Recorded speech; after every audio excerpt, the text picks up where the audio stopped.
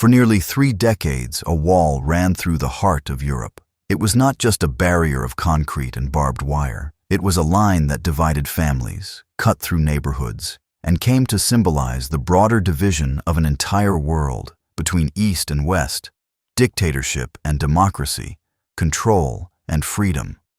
Why did East Germany build the Berlin Wall in the first place? Why did it stand for so long? And how did it finally come down? Not with a war or a revolution, but with a press conference, a misstatement, and a peaceful crowd. This is the full story of the Berlin Wall, its origins in the aftermath of the Second World War, its role at the center of Cold War tensions, and its dramatic fall in the autumn of 1989. Spanning over 4 decades of political conflict, economic disparity, and human resilience, the story of the Berlin Wall is not just about one city. It's about how walls are built, not only from bricks and steel, but from fear, ideology, and power, and just as importantly, it's about how they come down. Let's begin. In the spring of 1945, as the Second World War neared its violent conclusion, Berlin was a city in ruins. After nearly 6 years of global conflict, with tens of millions dead and entire cities flattened, Nazi Germany was on the verge of collapse. In April, Soviet troops launched a final, brutal assault on Berlin. By early May, Adolf Hitler was dead, and German forces had surrendered unconditionally. The war in Europe was over. But victory did not bring unity. It brought new tensions.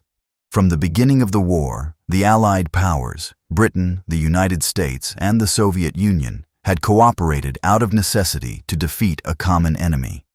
Yet, beneath that alliance was a deep distrust, especially between the democratic West and the communist East. With Hitler defeated, the question now became, what would happen to Germany? The answer would shape not only the future of Germany, but the course of global politics for the next half-century.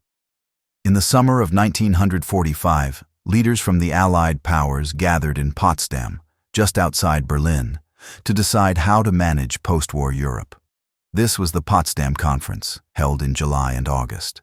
The key players were Joseph Stalin of the Soviet Union, Harry Truman of the United States, and Winston Churchill, later replaced by Clement Attlee of Britain.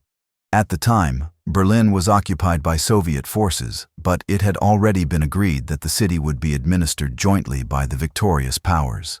Germany itself was divided into 4 occupation zones. The eastern part of the country was placed under Soviet control. The western part was divided between the British, the Americans, and the French. Berlin, although located entirely within the Soviet zone, was also split into 4 sectors, one for each power. It was an uneasy arrangement, meant to be temporary, but it planted the seeds of long-term division. The Allies officially justified this arrangement as a way to demilitarize, denazify, and rebuild Germany. But beneath the surface, each side had different goals. The Western Allies wanted to rebuild Germany as a democratic and economically stable nation. The Soviet Union, having suffered immense destruction and loss during the war, over 20 million Soviet citizens were killed, was focused on securing its borders and installing friendly governments in neighboring countries. As the months passed, it became clear that Stalin had no intention of allowing a reunified democratic Germany. In fact, he was already installing communist regimes throughout Eastern Europe, in Poland, Romania, Bulgaria, Hungary, and elsewhere. These moves alarmed Western leaders, who began to see Soviet expansion not as a temporary measure, but as the beginning of something much larger. In March of 1946, former British Prime Minister Winston Churchill famously warned of an Iron Curtain descending across Europe. In a speech in Fulton, Missouri, he described how Eastern Europe was falling under the influence of Moscow and how the continent was being divided into 2 spheres. It was one of the first clear public acknowledgments of what would soon be known as the Cold War. In Germany, these divisions quickly became visible. The Western zones, under British, American, and French control, began receiving aid and support to rebuild. In 1947, the United States launched the Marshall Plan, a massive economic recovery program that poured billions of dollars into war-torn Europe. West Germany began to benefit from this aid, rebuilding its economy and infrastructure. The Soviets, by contrast, rejected Marshall Plan aid and kept tight control over their zone. They dismantled factories, took industrial equipment back to the Soviet Union, and imposed a system of centralized economic control. At the same time, they merged the Communist Party and the Social Democrats in their zone, creating the Socialist Unity Party, which would soon dominate East German politics. As the Cold War deepened, Berlin became a focal point of tension. Although the city had been divided like the rest of Germany, its location inside the Soviet zone made it particularly vulnerable. The Western Allies maintained their sectors of Berlin, but they relied on supply routes that ran through Soviet-controlled territory. This dependency would soon be tested. In June of 1948, the Western Allies introduced a new currency, the Deutsche Mark, in their zones, including West Berlin. This was meant to stabilize the economy and control inflation. But the Soviets saw it as a threat and a step toward creating a separate West German state. In response, Stalin launched the Berlin blockade. For nearly a year, from June of 1948 to May of 1949, all ground routes into West Berlin were cut off. No road, rail, or canal traffic was allowed. The goal was to force the Western Allies out of the city and bring West Berlin under Soviet control. The response was the Berlin Airlift, one of the most extraordinary logistical operations in modern history. American and British planes flew around the clock, delivering food, fuel, and supplies to over 2 million West Berliners. At its height, planes were landing every few minutes. In total, over 270,000 flights were made, delivering more than 2 million tons of goods. The airlift was a political and humanitarian success. It showed the determination of the West to defend Berlin, and it exposed the limitations of Soviet power. In May of 1949, Stalin lifted the blockade. But the damage was done. The city was now a symbol of division, and the world had entered a new era of ideological conflict. That same month, the Western Allies took a further step and created the Federal Republic of Germany, the FRG, in the Western zones. It had a democratic government based in Bonn, and Konrad Adenauer was chosen as the first chancellor. In response, the Soviets established the German Democratic Republic, the GDR, in October of 1949 in the Eastern Zone, with its capital in East Berlin. Germany was now officially divided into two states, each aligned with a different global power and political ideology. The border between East and West was becoming more than a line on a map. It was a frontier between two ways of life. For the people of Berlin, the division was more than just political. It shaped daily existence. Families were separated by checkpoints. Friends and neighbors found themselves in different systems, with different rules and expectations. Still, in the early years, the border remained relatively open. Thousands of East Germans moved to the West, seeking better opportunities and political freedom. But this movement would not go unnoticed. And in the coming years, as the numbers increased, East Germany's leaders would begin to take more drastic steps to stop the flow. The origins of the Berlin Wall lie not in a single moment or decision, but in the cumulative effects of war, ideology, and mistrust.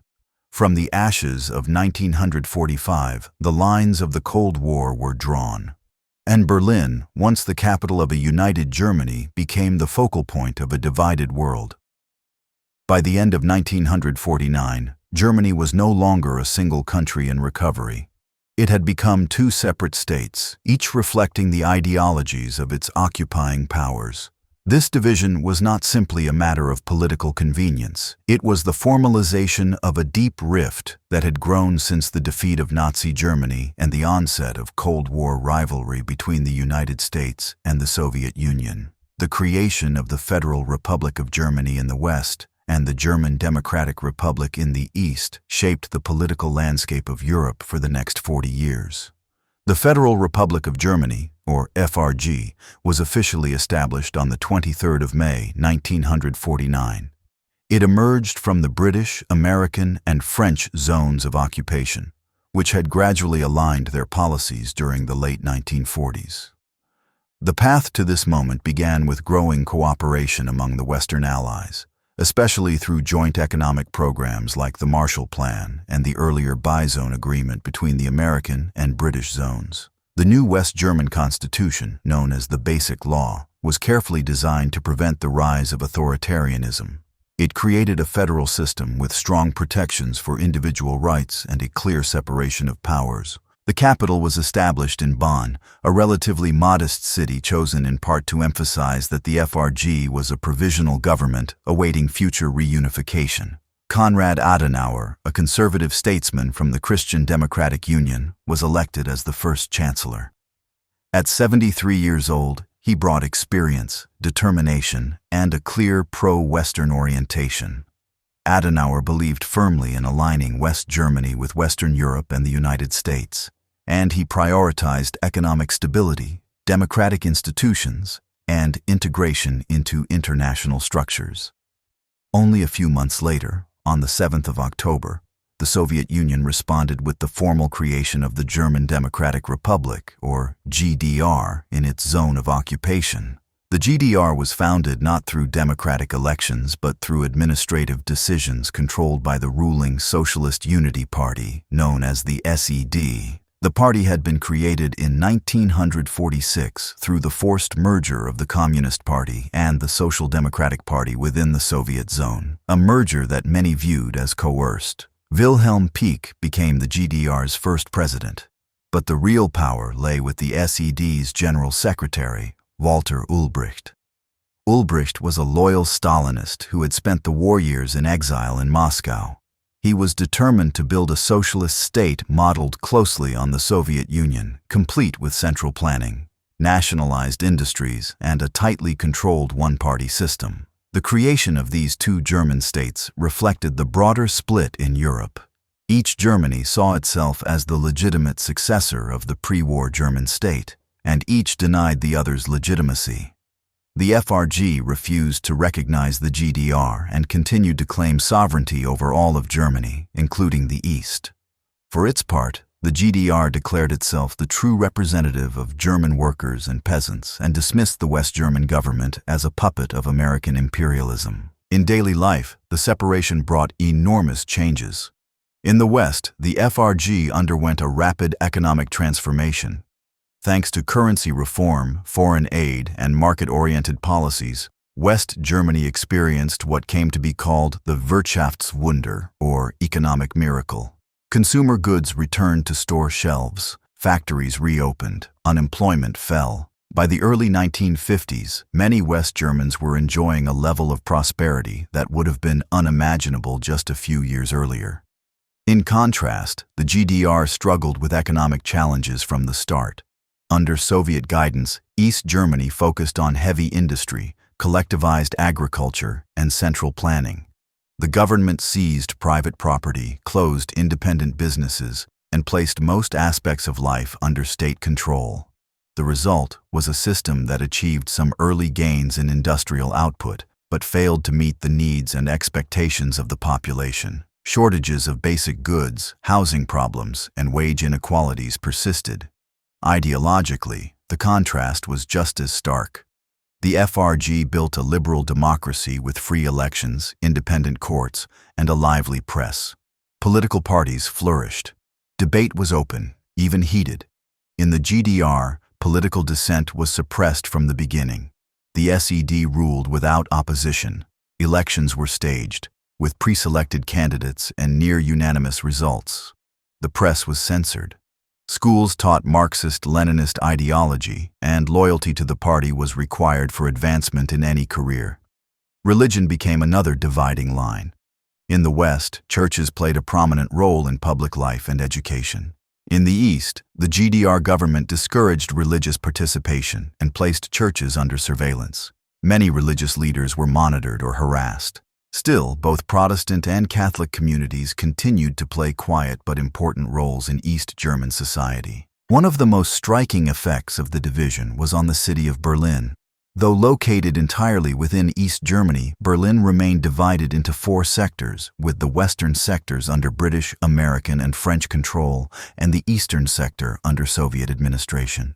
As both German states took shape, Berlin became a physical and symbolic island of Western presence within a socialist state. The contrast between East and West Berlin was especially visible. In the western sectors, reconstruction moved quickly, shops reopened, and cultural life resumed. In the East, rebuilding was slower, and the city bore the marks of state control. Yet for several more years, Berlin remained one of the few places where Germans could still move relatively freely between the two systems. This loophole would have major consequences in the years to come. The division also began to affect foreign policy. In 1950, West Germany joined the European Coal and Steel Community, a precursor to the European Union. This move tied the FRG's economic future to Western Europe. Later, in 1955, West Germany would join NATO, the Western Military Alliance. In response, the GDR joined the Warsaw Pact, the Eastern Bloc's military counterpart. The two Germanys were now firmly anchored in opposing camps. The border between East and West, once administrative, became militarized. Barbed wire, watchtowers, and armed guards appeared. Propaganda on both sides intensified. In the West, the GDR was portrayed as a dictatorship propped up by Soviet tanks. In the East, the FRG was depicted as a capitalist state exploiting workers and threatening peace. Still, for all the political tension, people continued to hope for reunification. In both German states, there were those who believed that one day the country could come together again. But the longer the division lasted, the harder that hope became to sustain. By the early 1950s, the GDR was already facing a legitimacy crisis. Despite government claims of socialist success, many East Germans were dissatisfied. Between 1949 and 1961, it is estimated that over 2.5 million people left East Germany, many of them through Berlin. They were not just seeking better jobs, they were rejecting the political and social constraints of life under one-party rule. This exodus would alarm East German leaders and eventually lead them to take drastic action to stop the outflow. But before that, the GDR would face its first major internal crisis, a workers' uprising in June of 1953, which would be brutally suppressed by Soviet tanks. That moment, and the pressures that led to it, are the focus of our next section. As the 1950s unfolded, the Cold War deepened and the division between East and West Germany solidified.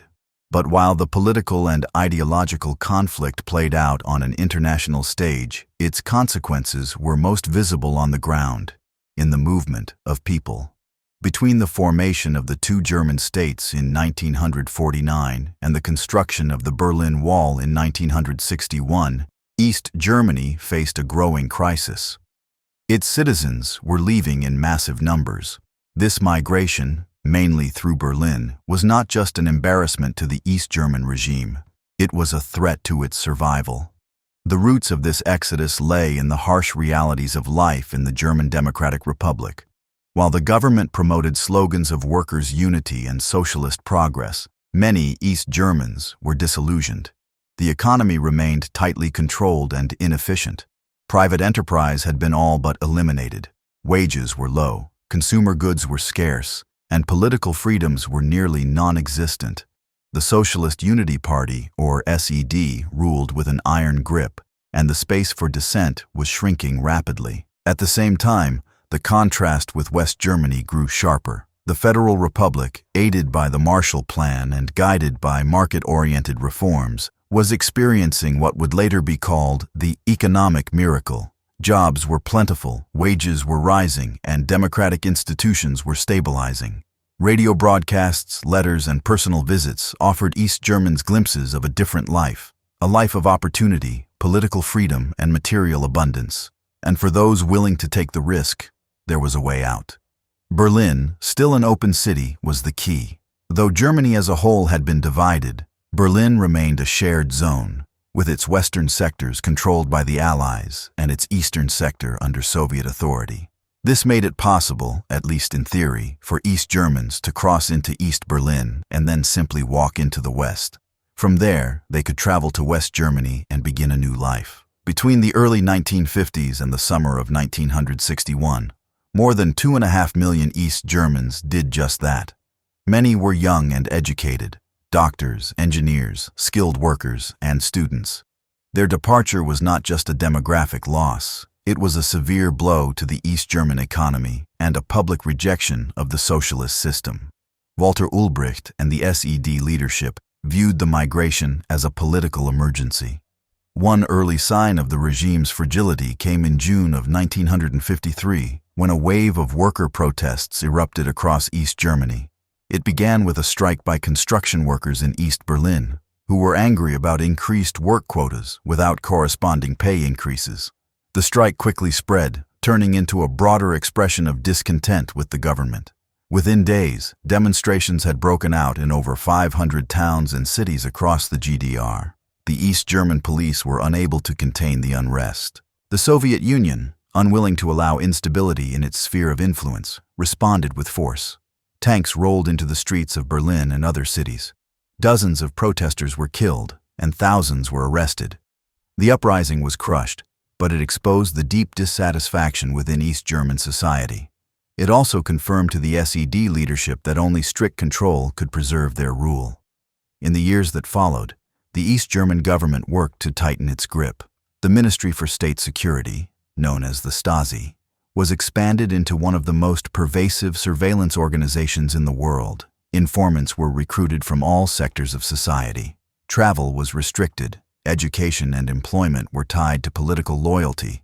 Despite these efforts, the migration continued. The regime could slow it, but it could not stop it. By the late 1950s, the outflow had become a crisis of national proportions. In 1959 alone, over 140,000 East Germans left the GDR. In 1960, the number rose again. Many of these emigrants were passing through Berlin, where the border remained relatively porous. For the West, the situation was clear evidence of the failure of the socialist experiment. For the East, it was a hemorrhage that had to be stopped. At the international level, tensions were also rising. Nikita Khrushchev, who had come to power in the Soviet Union after Stalin's death, was growing impatient with the Western presence in Berlin. In November of 1958, he issued an ultimatum demanding that the Western powers withdraw from Berlin within 6 months. He threatened to sign a separate peace treaty with East Germany and to transfer control of access routes to the East German government, a move that the West refused to recognize. The Western response was firm. The United States, under President Dwight D. Eisenhower, rejected the ultimatum and made it clear that access to West Berlin was non-negotiable. Tensions escalated, but open conflict was avoided. A planned summit between Khrushchev and Eisenhower collapsed after the downing of an American U-2 spy plane in Soviet airspace in 1960. The issue of Berlin remained unresolved. In January of 1961, John F. Kennedy took office as President of the United States. He inherited the Berlin problem at a time when the Cold War was entering a new phase. The failed Bay of Pigs invasion in Cuba and escalating nuclear tensions with the Soviet Union placed enormous pressure on the young president. In June of that year, Kennedy met Khrushchev in Vienna, where Berlin was a central topic of discussion. The meeting did not go well. Khrushchev was aggressive and confident. He again threatened to sign a peace treaty with East Germany and warned that access to Berlin could be cut off. Kennedy, though firm, admitted that Berlin was a vulnerable point. He would later tell an aide, "It was the worst thing in my life. He savaged me." After Vienna, the situation deteriorated rapidly. In July of 1961, Kennedy addressed the American public, announcing a significant increase in defense spending and calling up reserve forces. He made it clear that the United States would defend West Berlin, but he did not offer a plan to stop the East German exodus. The door through Berlin remained open. The East German leadership, watching this steady drain of its population, believed it had no choice. In early August, with Soviet support, Walter Ulbricht and his government decided to act. The plan was to seal off West Berlin, not with diplomacy or policy, but with concrete and barbed wire. On the night of Saturday, the 12th of August, into the early morning of Sunday, the 13th, East German police and military units moved into position. Roads were blocked, train lines were cut. Barbed wire fences were rolled out. Families awoke to find their streets divided. The escape route that had served millions was now closed. The Berlin Wall had begun, not as a towering structure, but as a sudden and shocking rupture. Its construction would continue over the following days and weeks. For East Germans, it marked the end of a last hope for freedom. For the world, it marked the deepening of a conflict that would dominate the next 3 decades. The story of how this wall was built, how it grew, evolved, and came to define the Cold War, will be the focus of the next section. In the early hours of Sunday, the 13th of August, 1961, Berlin changed forever. Under cover of darkness, East German police, soldiers, and work crews began sealing off the border between East and West Berlin. Barbed wire was unrolled across roads and sidewalks. Streets were closed. Train and tram lines were halted. People who had gone to sleep in one city awoke to find it suddenly, shockingly, divided. The decision to build the Berlin Wall had been made in secret, and its execution was swift. The operation was codenamed Operation Rose. It had been planned carefully by the East German government, with approval and support from the Soviet Union. For months, East German officials had watched as thousands of citizens fled through Berlin to the west. The leadership, led by Walter Ulbricht, believed that without decisive action, the German Democratic Republic would not survive. What made the construction of the wall so jarring was how sudden and absolute it was. Families were separated overnight. Workers who commuted from East to West Berlin found themselves unable to reach their jobs. Some were trapped on the wrong side of the border.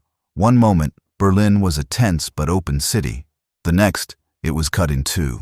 The physical barrier that appeared on that first day was crude, mostly barbed wire and simple barricades, but its purpose was unmistakable, and it would not remain primitive for long.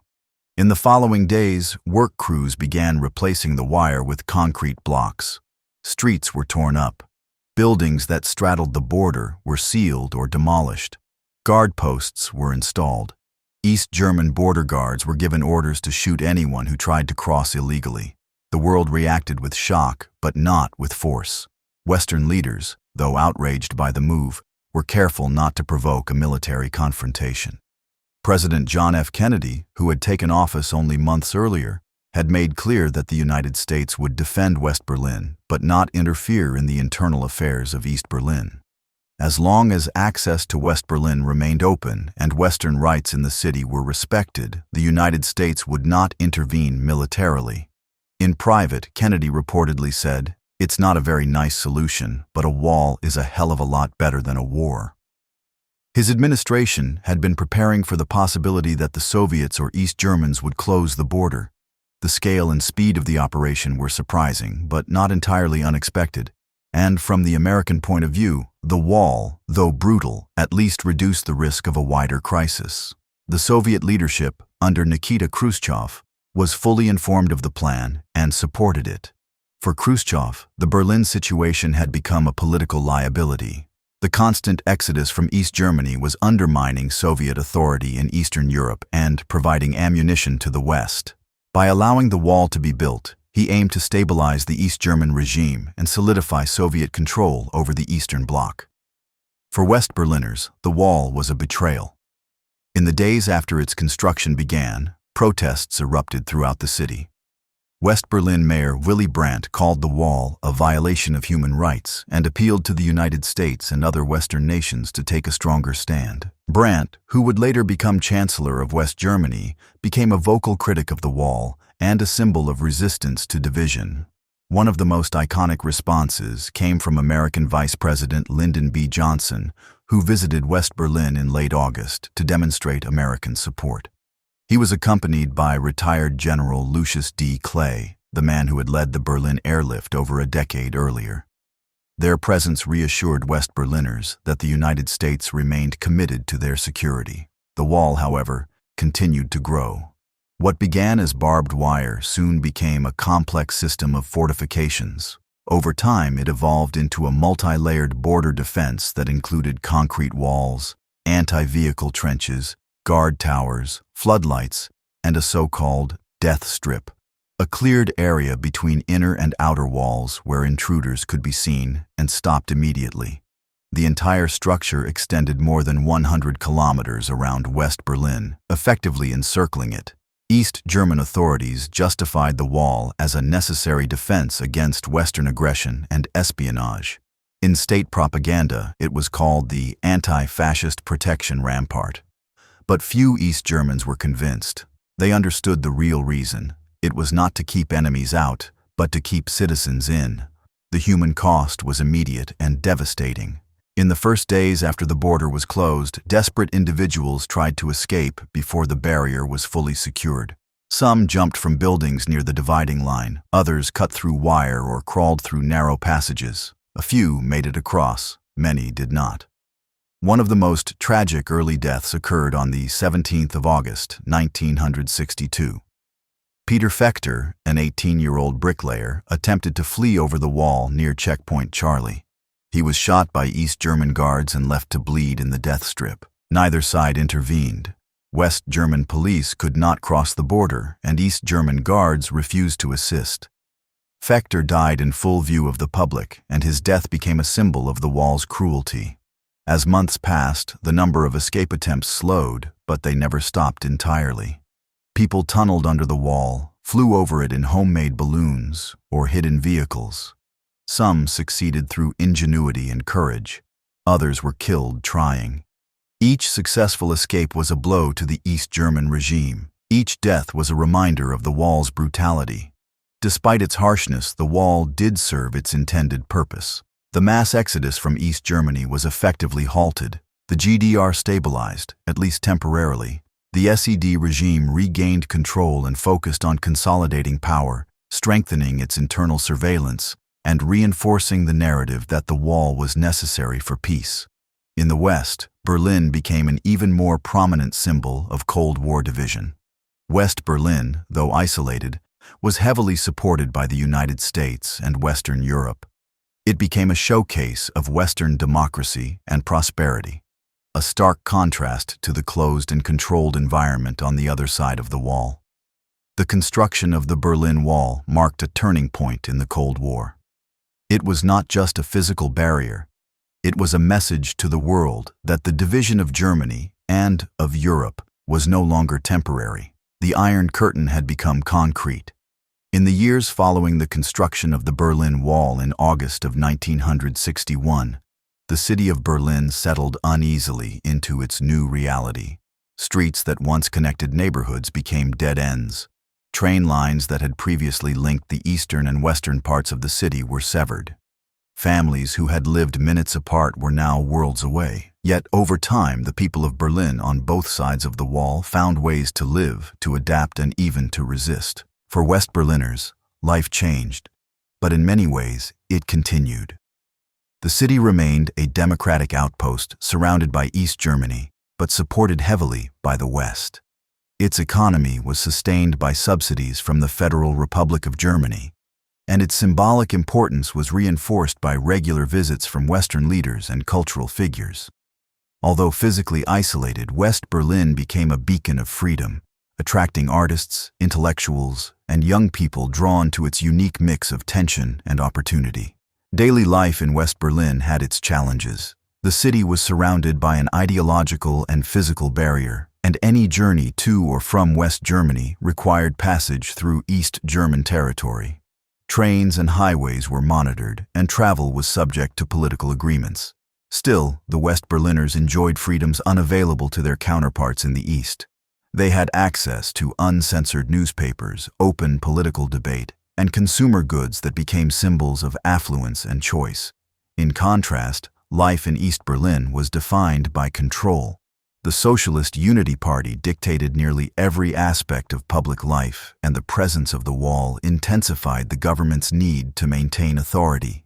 The Ministry for State Security, commonly known as the Stasi, expanded its surveillance operations. Thousands of citizens were recruited as informants, neighbors, co-workers, even family members, creating an atmosphere of mistrust and fear. The wall, referred to by the East German government as the anti-fascist protection rampart, became not just a physical structure, but a psychological one. Its presence reminded citizens daily that they were being kept in, not protected from outside threats. Travel outside East Germany was heavily restricted and required special permission. For most East Germans, especially after 1961, the possibility of visiting family in the West became a distant dream. Work life in the East was shaped by the demands of a planned economy. Jobs were guaranteed, but wages were limited, and promotions were often tied to political loyalty rather than performance. Participation in state-sponsored organizations such as trade unions or youth groups was expected. Those who refused could face subtle punishments, stalled careers, educational setbacks, or social exclusion. Despite these restrictions, East Berlin developed its own rhythm. Public transportation was reliable, housing was heavily subsidized, and education was universally accessible. Cultural life existed, albeit within boundaries. Theaters and film studios operated under state oversight, and books were subject to censorship. Still, creativity persisted. Some artists found ways to express discontent through allegory or abstraction, while others towed the line to avoid conflict. Food shortages and limited access to consumer goods were persistent issues. While the government claimed success in meeting basic needs, the reality was often different. Shoppers in East Berlin stood in long lines for essentials like coffee, citrus fruits, and meat. Department stores stocked limited selections of clothing and household items. Western products, when smuggled in or seen on Western television, were objects of fascination and envy. One of the few forms of Western influence that remained accessible in East Berlin was television. Although the East German regime discouraged viewing of Western broadcasts, many households secretly watched programs from West Berlin. The signals could not be completely blocked, and for many East Germans, Western news, entertainment, and advertisements provided a stark contrast to their daily lives. This phenomenon became known as the secret window to the West. For the older generation in East Berlin, the wall reinforced a sense of resignation. They had lived through war, occupation, and reconstruction. Many accepted the division as a fact of life. But for the younger generation, especially those who had grown up entirely under socialist rule, the wall represented a denial of personal freedom. This generational divide would become more pronounced over time. One of the most heartbreaking effects of the wall was the separation of families. Siblings, parents, and children were split with little or no warning when the border was sealed. Letters and occasional monitored visits were poor substitutes for human connection. Over the years, some East Berliners were granted special permissions to visit dying relatives in the West, but these were exceptions, not the norm. The emotional toll was immense and long-lasting. Checkpoint Charlie, the best-known crossing point between East and West Berlin, became a symbol of the divided city. While primarily used by foreigners and diplomats, it also served as a stage for international confrontation and quiet human drama. Western tourists came to observe the border guards and take photographs. East German guards watched intently, their authority unquestioned within their sector. Over time, East German border defenses became more sophisticated. The wall itself was fortified with guard towers, motion sensors, and patrol roads. The death strip, a cleared area with raked sand to detect footprints, ensured that anyone attempting to escape could be seen and stopped. Armed guards had strict orders to shoot any person attempting to flee. Escape attempts became rare, but not impossible. Behind the wall, both Berlins developed separate identities. West Berlin embraced its role as a center of Western culture and politics. It became a symbol of resistance to communist authoritarianism. East Berlin, meanwhile, was portrayed by its government as a showcase of socialism. New housing blocks were built, public squares were renovated, government buildings were constructed to project strength and permanence. But the illusion of normalcy was fragile. Beneath the surface, discontent simmered. Private conversations, underground literature, and occasional acts of defiance reminded the regime that control was not absolute. Churches, though monitored, became quiet spaces for dissent. Cultural events sometimes pushed the boundaries of official acceptability. The Stasi took notice, and those deemed disloyal were investigated, interrogated, or worse. Despite this pressure, East Berliners found ways to build community. They created routines, supported one another, and developed subtle forms of humor and resistance. Wall jokes became part of daily life, small acts of satire that allowed people to laugh, even under watchful eyes. Parents taught their children caution, but also hope. In the West, public attention to the wall was periodic, heightened by political speeches or tragic incidents, but often distant. For many outside Germany, the wall was an abstract symbol. For Berliners, it was an ever-present part of their environment. The sound of guards marching, the sight of barbed wire, the shadow of watchtowers, these were not metaphors, but realities. The Berlin Wall did not freeze life in place, but it redefined it. Over time, Berlin became two cities with two systems, two cultures, and two futures. Yet the memory of unity persisted, and the desire for freedom remained alive, especially in the hearts of those who had lost the most. When the Berlin Wall was suddenly erected in August of 1961, the shock was felt not only by Berliners, but also across the Western world. For the United States, Britain, and France, whose sectors in Berlin had symbolized an enduring commitment to post-war stability and freedom, the East German action, backed by the Soviet Union, was an aggressive challenge. Yet it was not immediately clear how the West should respond. At the center of this unfolding crisis was the recently elected President of the United States, John Fitzgerald Kennedy. In office for barely 7 months when the wall went up, Kennedy had already experienced a turbulent beginning to his presidency. The failed Bay of Pigs invasion in Cuba earlier that year had damaged his credibility. Now, with Berlin at the forefront of Cold War tensions, his leadership would be tested once again. Kennedy's reaction to the wall was cautious but firm. He understood the symbolic outrage that the barrier represented, yet he also knew that Berlin could easily become the flashpoint for a global military confrontation. Speaking privately with advisors, Kennedy acknowledged that the Soviet Union and East Germany had, in effect, solved their migration crisis in a way that did not technically violate any formal treaty. As long as access to West Berlin remained open and Western troops could still move in and out of their sectors, the crisis remained within political bounds. Publicly, Kennedy reaffirmed American commitment to West Berlin. He made it clear that the United States would not abandon the city or its people. In a televised address delivered shortly after the construction of the wall, Kennedy spoke of Berlin as the great testing place of Western courage and will.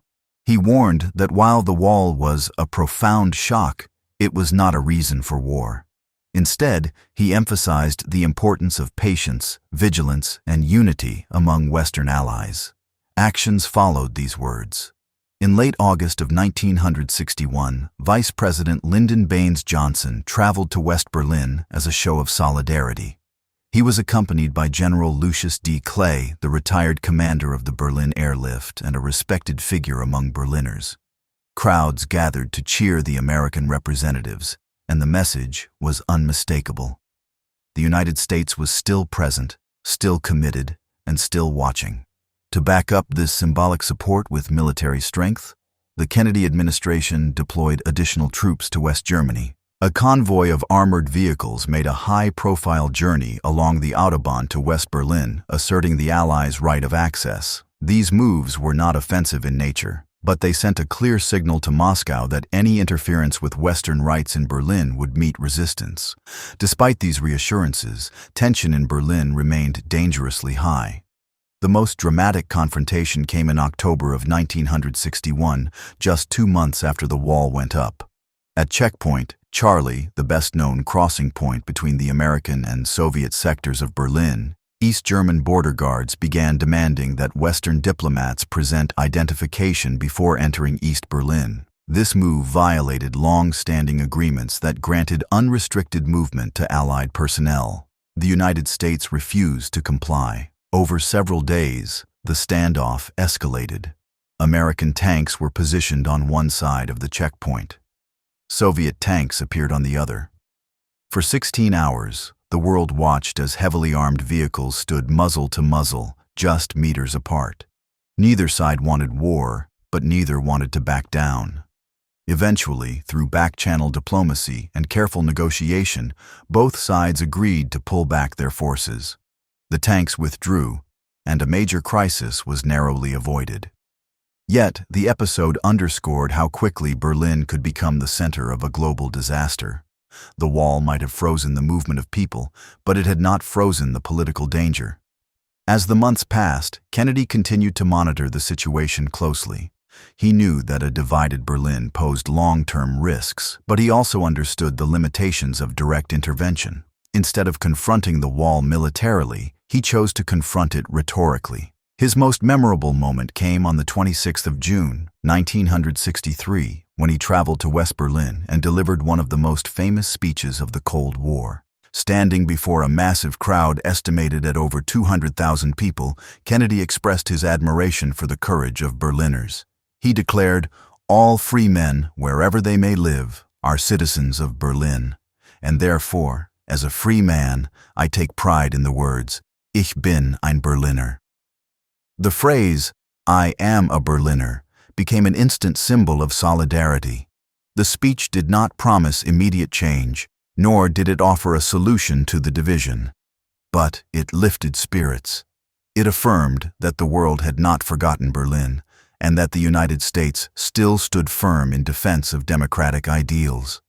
Kennedy's visit had a deep emotional impact. West Berliners viewed it as a moral victory. The contrast between his confident presence and the wall that loomed nearby was striking. Where the wall represented fear and division, Kennedy's words represented unity and resolve.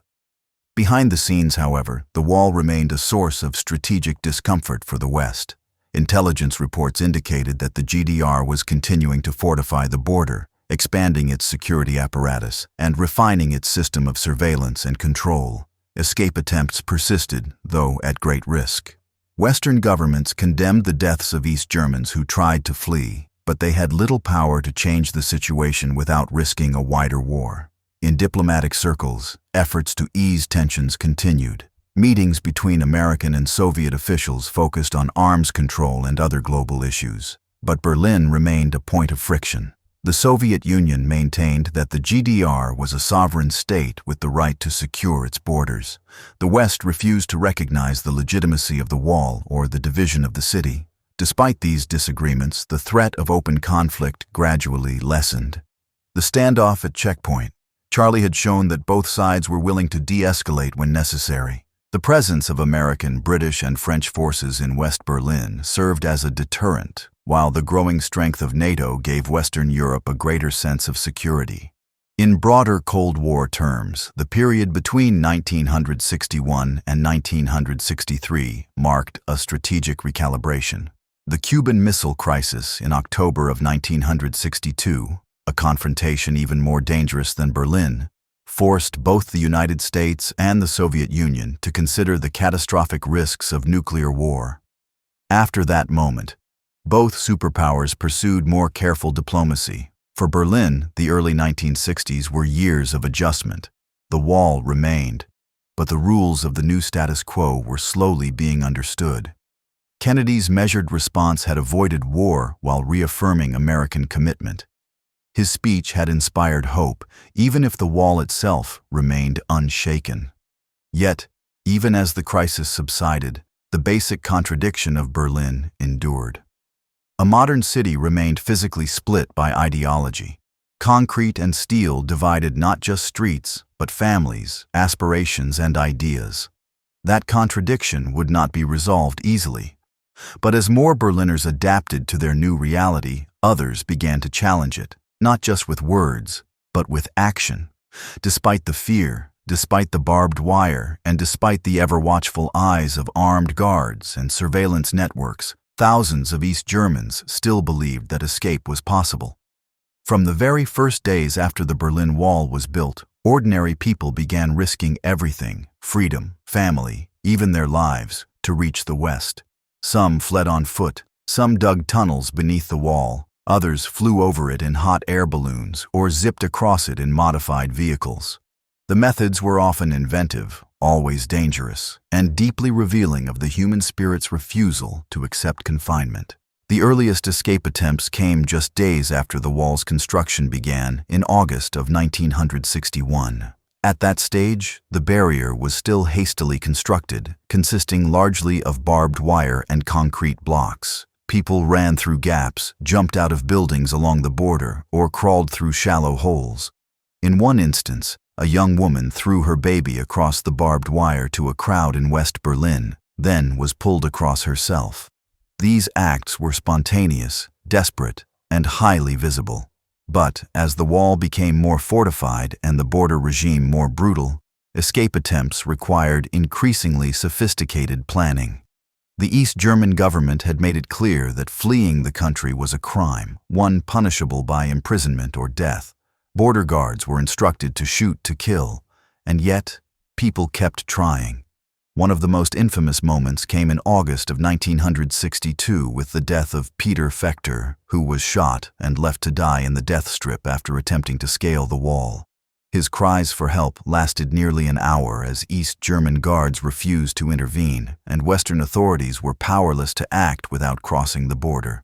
His death, seen by dozens of onlookers, sparked international outrage and gave the wall a human face, one that was young, hopeful, and dying in plain sight. Despite such horrors, efforts to escape continued, and some were remarkably successful. Tunnels became one of the most daring strategies. From the early 1960s onward, groups in West Berlin began digging beneath the wall. These tunnel operations were often carried out by students, former refugees, or West German activists. They were secretive and technically challenging. Digging had to be done quietly, deep enough to avoid detection, and with accurate knowledge of where the tunnel would emerge. One of the most successful of these was known simply as Tunnel 57. Dug in 1964 by a group of West Berliners and supported by donations, the tunnel extended more than 140 meters under the wall, eventually surfacing in the cellar of an East Berlin building. Over the course of 2 nights, 57 East Germans crawled through the narrow passage to freedom. The operation was eventually discovered by East German authorities, but not before it had helped dozens escape. Another striking story unfolded in September of 1964 when 2 families escaped using a homemade hot air balloon. The Strelzik and Wetzel families spent months secretly sewing the balloon fabric and building a gas burner from scratch. Launching from a field in East Germany, they floated silently over the border and landed safely in the West. Their journey lasted less than 30 minutes, but it represented years of planning and the courage to defy an oppressive regime. Cars were also used in a variety of clever ways. Some were modified with hidden compartments to smuggle people out. Others were reinforced to crash through border gates at high speed. In one instance, a man lowered the suspension on his sports car so that it could slide under a partially raised barrier. Timing and precision were everything. One mistake, and the consequences could be fatal. Not all escapes were dramatic or technical. Some involved forged documents, false identities, or manipulation of bureaucratic loopholes. A few East Germans used the relatively open travel policies for elderly citizens or special delegations to make it to the West and never return. These quieter methods were less visible, but just as significant. The risk was not only to those who attempted escape, but also to those who helped them. In East Germany, assisting an escapee was considered treason. Friends, neighbors, even family members could be imprisoned for failing to report suspicious behavior. The Ministry for State Security, the Stasi, relied on an extensive network of informants to detect escape plans before they were carried out. Surveillance included phone tapping, mail interception, and physical monitoring. Suspicion alone was enough to bring interrogation or worse. Nevertheless, small networks of resistance persisted within East Berlin. Some were loosely organized, consisting of individuals who passed along information, provided shelter, or helped plan routes. Others were more formalized. One notable example was the group around Wolfgang Welsch, who assisted dozens of people in fleeing East Germany and was later targeted by the Stasi in an attempted poisoning. Art and culture also became subtle forms of resistance. East German writers, playwrights, and musicians sometimes embedded critiques of the regime in their work. Though censorship was strict, allegory and symbolism allowed dissent to be expressed without explicit confrontation. Churches, particularly Protestant congregations, provided space for community and quiet opposition. While not all clergy were critical of the state, many offered spiritual and moral support to those who felt alienated by the system. In the West, escapees were often welcomed as heroes. Upon arrival, they were given financial support, housing assistance, and access to jobs or education. West German authorities used these stories to highlight the failures of the East German regime. The dramatic narratives of those who fled served not only as human interest stories, but also as powerful propaganda tools in the broader Cold War struggle. However, the human cost remained high. It is estimated that more than 140 people were killed trying to cross the Berlin Wall between its construction in 1961 and its fall in 1989. Some were shot by guards, others drowned in canals or rivers, were electrocuted on fences, or triggered landmines. Each death was documented and, in later years, memorialized. These stories of escape were not just acts of desperation, they were acts of defiance. They exposed the lengths to which people would go to reclaim freedom and the absurdity of a system that required such drastic measures to retain its citizens. The wall, built to protect a regime from its own people, stood as a global symbol of division, yet every tunnel, every balloon, every person who made it across chipped away at its legitimacy. Over time, the East German government tightened its border regime, investing heavily in technology and security to prevent further escapes. Yet, it could never fully stop them. And with each passing year, the wall became not only more fortified but more politically fragile. By the late 1960s, the rigid hostility that had defined the early decades of the Cold War began to show signs of softening. The world had come perilously close to nuclear confrontation during the Cuban Missile Crisis. In Europe, leaders on both sides of the Iron Curtain began to acknowledge the limits of confrontation and the dangers of perpetual escalation. It was within this emerging climate of détente, mutual easing of tensions, that a dramatic shift in West German foreign policy took shape. This new course, known as Ostpolitik, would redefine the relationship between the two German states and alter the landscape of Cold War diplomacy. The architect of Ostpolitik was Willy Brandt, a man whose personal and political history embodied the divisions of 20th-century Germany. A former mayor of West Berlin and a staunch anti-Nazi exile during the war, Brandt was elected Chancellor of the Federal Republic of Germany in 1969. Unlike his predecessors, who had maintained a strict policy of non-recognition toward the German Democratic Republic, Brandt believed it was time for change. At the heart of Ostpolitik was a simple but controversial idea. To achieve long-term German unity, West Germany had to first accept the reality of division. Rather than isolating East Germany, Brandt sought to engage with it, through treaties, dialogue, and practical cooperation. This shift required a significant political gamble. Critics accused him of legitimizing a repressive regime. Supporters argued that it was the only realistic way to improve the lives of divided families and to reduce the risk of conflict. The first major milestone of Ostpolitik came in 1970 with the signing of the Moscow Treaty. In this agreement, West Germany and the Soviet Union formally renounced the use of force and acknowledged the existing borders in Europe. This was followed by the Warsaw Treaty later that year, in which West Germany recognized the post-war border between Germany and Poland, one that had shifted westward, displacing millions of Germans at the end of the Second World War. These moves were deeply symbolic. For decades, West Germany had refused to recognize the new Polish border and the permanent loss of former German territories. By making these concessions, Brandt signaled that West Germany was willing to put reconciliation and peace above nationalist pride. His dramatic kneeling at the Warsaw Ghetto Uprising Memorial, an unscripted gesture of humility and remembrance, became one of the most powerful images of the era. It earned him global admiration and, in 1971, the Nobel Peace Prize. Perhaps the most groundbreaking element of Ostpolitik was the Basic Treaty of 1972, signed between the Federal Republic of Germany and the German Democratic Republic.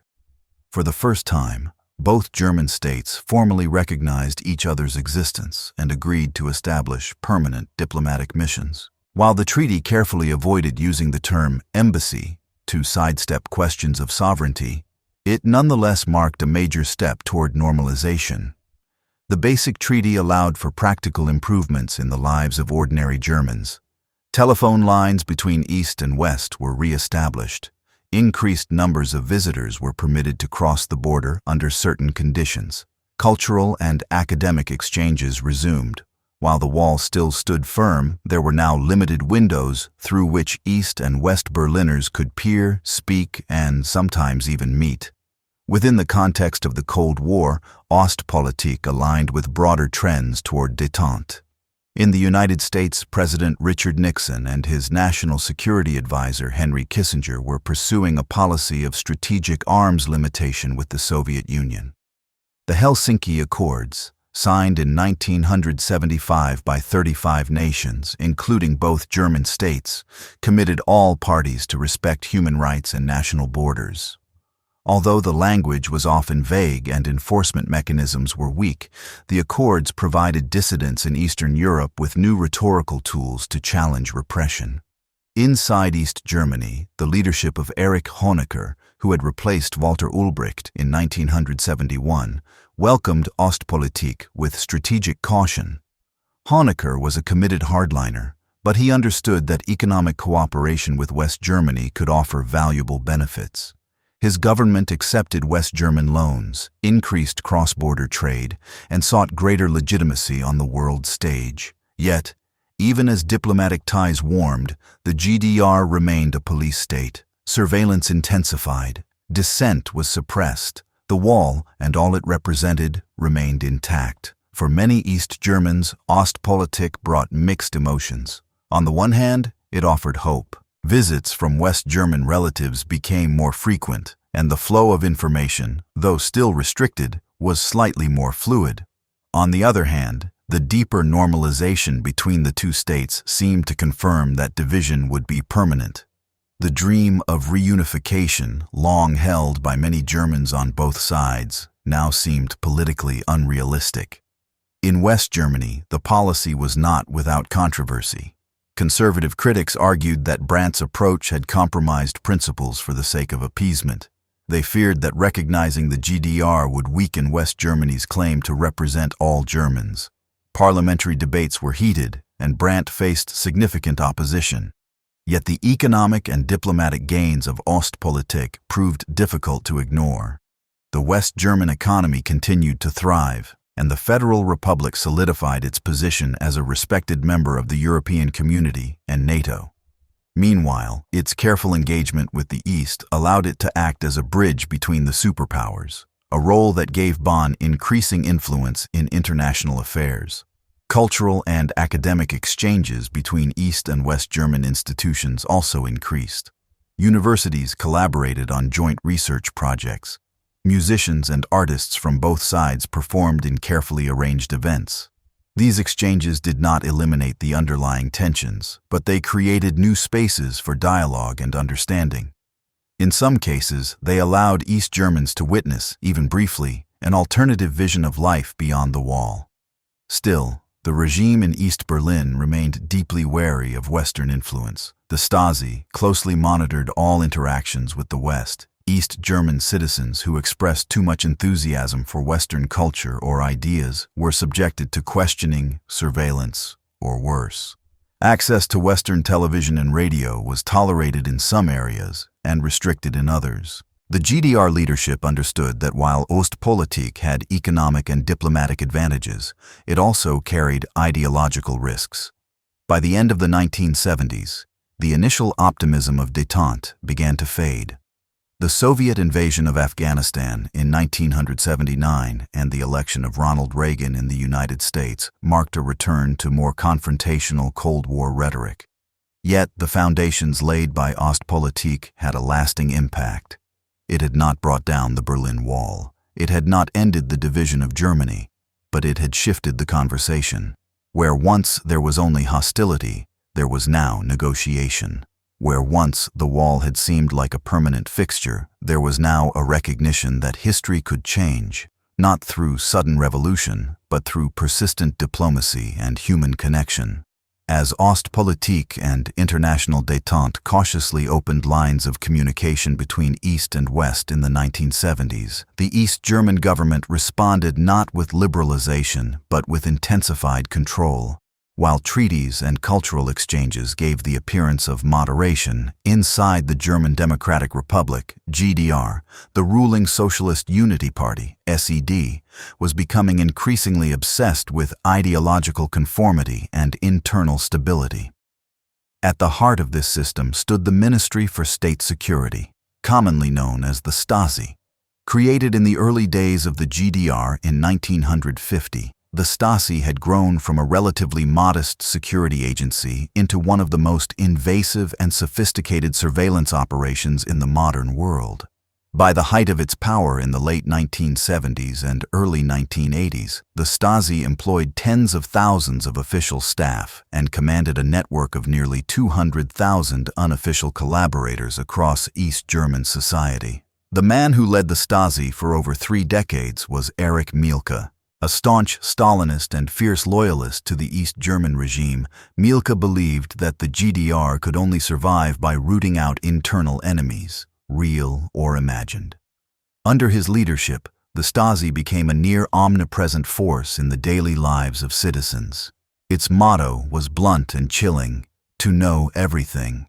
What made the Stasi particularly effective and feared was its strategy of decentralized infiltration. Rather than relying solely on police raids or public show trials, the Stasi inserted itself quietly into workplaces, apartment blocks, universities, churches, and social clubs. Neighbors informed on neighbors, teachers reported students. Even within families, suspicion grew. No one could be completely sure who was listening, watching, or passing on what was said. The goal was not simply to punish dissent, but to prevent it through psychological pressure and fear. Surveillance files were kept on millions of East Germans. These files included transcripts of phone conversations, letters that had been opened and copied, records of meetings, and even intimate details such as relationships, health conditions, or private frustrations. The sheer volume of information collected was staggering. One particularly insidious tactic was the use of Zersetzung, a German word meaning decomposition or undermining. This was a strategy of psychological harassment designed to destabilize individuals considered politically unreliable. Rather than arrest or physically harm them, the Stasi would engage in subtle sabotage, spreading rumors, interfering with careers, manipulating friendships, or creating feelings of isolation. The aim was to break a person's confidence without leaving visible scars. Writers, musicians, clergy, and intellectuals were frequent targets. Anyone who deviated from the official party line or who showed signs of independent thought risked scrutiny. Even children were not exempt. School performance, political behavior, and family background were carefully recorded and could determine whether a child gained access to higher education or was sidelined into less desirable career paths. The GDR justified this repressive machinery as necessary for defending socialism against Western subversion. The narrative presented to the public portrayed the West, particularly the United States and West Germany, as aggressive, deceitful, and intent on undermining the socialist project. In this worldview, any internal criticism was equated with betrayal. Yet not all East Germans accepted this state of fear quietly. Some resisted in small, often unrecorded ways, refusing to join state-sponsored organizations, skipping political meetings, or listening to Western radio broadcasts were all subtle acts of non-compliance. Others engaged more directly, distributing underground literature, attending illegal gatherings, or attempting to form independent political groups. Religious institutions, particularly the Protestant Church, played a complicated role. While some church leaders cooperated with the state, others provided a rare space for open discussion and spiritual refuge. Church-sponsored youth groups sometimes explored topics considered taboo by the regime, including pacifism, environmental concerns, and human rights. Though under heavy surveillance, these groups planted the seeds of future dissent. One area where the Stasi's influence was especially keenly felt was in the management of travel. While some citizens were permitted to visit the West for family reasons or cultural exchanges, these permissions were tightly controlled. Most people were denied the right to travel freely. The application process was invasive, requiring loyalty declarations, background checks, and, often, personal connections. Those who applied too frequently or too eagerly risked being labeled suspicious. Despite the risks, some East Germans continued to push against the boundaries. Dissidents such as Rudolf Barrow, who authored critiques of state socialism, or the members of underground environmental and peace movements, paid a high price for their courage. Many were arrested, interrogated, or expelled from the country. Others were allowed to leave permanently under diplomatic arrangements, particularly during periods when the West traded political prisoners for hard currency or aid. For those who remained in East Germany, the psychological burden was immense. Many people adjusted their behavior constantly, second-guessing what they could say, where they could go, and who they could trust. The constant awareness of being watched, even if not provably so, acted as a powerful deterrent to open expression. Meanwhile, the state projected an image of stability and order. Official media reported economic successes, technological advances, and strong public support. Political participation was choreographed to present an illusion of consensus. Elections were held, but results were predetermined. The ruling SED always claimed overwhelming support, usually above 99%. The economy, however, was under increasing strain. Though East Germany remained one of the more prosperous countries in the Eastern Bloc, inefficiencies and shortages were mounting. Consumer goods were limited, innovation was stifled, and corruption was difficult to combat within a closed system. The heavy investment in security services, including the massive cost of the Stasi, diverted resources from more productive areas. By the end of the 1970s, a quiet discontent simmered beneath the surface. The wall had stopped the mass exodus of the 1950s, and the Stasi had built a formidable apparatus of control. But neither could eliminate the yearning for change. Small pockets of resistance continued to grow. Connections with dissidents in Poland, Hungary, and Czechoslovakia reminded East Germans that opposition was possible, even under great risk. The surveillance state had succeeded in preserving the political order, but at the cost of trust, creativity, and freedom. The GDR may have appeared stable from the outside, but within its walls, cracks were beginning to form. By the beginning of the 1980s, the Cold War had entered a new and more confrontational phase. After nearly a decade of cautious diplomacy and détente, relations between East and West grew tense once again. The Soviet invasion of Afghanistan in late 1979, the imposition of martial law in Poland, and the declining economic conditions across the Eastern Bloc all contributed to growing distrust and ideological hardening. Into this volatile climate stepped a new figure who would soon reshape the global conversation about freedom, communism, and the Berlin Wall, Ronald Reagan. Elected President of the United States in November of 1980, Ronald Reagan brought a very different tone to international affairs. A former actor and two-term governor of California, Reagan had long been critical of communism. He saw the Cold War not as a manageable rivalry, but as a moral struggle. One in which the West must not merely contain the Soviet Union, but ultimately outlast and overcome it. In speeches early in his presidency, Reagan referred to the Soviet Union as the focus of evil in the modern world, and later famously described it as an evil empire. These were not just rhetorical flourishes, they reflected a shift in American foreign policy away from accommodation and toward assertiveness. For Reagan and his advisors, détente had failed to bring meaningful change in the Eastern Bloc. Instead, they believed that increased pressure, military, economic, and ideological, could expose the weaknesses of Soviet-style communism. This new approach included a significant military buildup. The United States increased defense spending dramatically and introduced new weapons systems across Western Europe. NATO approved the deployment of Pershing II and cruise missiles in West Germany and other allied nations, triggering massive protests from peace movements across Europe. The East German government, along with other Warsaw Pact states, condemned the escalation as a dangerous provocation. But behind closed doors, they also understood that their economic systems were ill-equipped to keep pace. Reagan's policy toward East Germany remained consistent with his broader Cold War posture. He refused to recognize the legitimacy of the Berlin Wall and continued to denounce it as a symbol of oppression.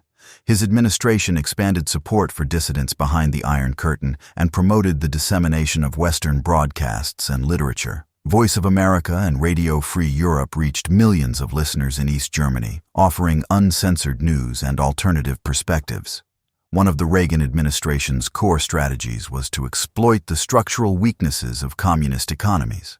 While East Germany remained one of the more productive nations in the Eastern Bloc, it was heavily dependent on trade with West Germany and other Western countries. Loans, technology transfers, and currency agreements helped prop up the GDR, but also created vulnerabilities. Reagan's team believed that by tightening export controls and limiting Western technology from reaching the East, the economic strains would worsen. At the same time, new leadership emerged in the Soviet Union. After the deaths of Leonid Brezhnev, Yuri Andropov, and Konstantin Chernenko in rapid succession, a younger and more reform-minded figure came to power in 1985, Mikhail Gorbachev. His rise would mark the beginning of profound changes in the Soviet Union and its satellite states, including East Germany. But in the early years of the decade, it was Reagan's forceful stance that dominated the narrative.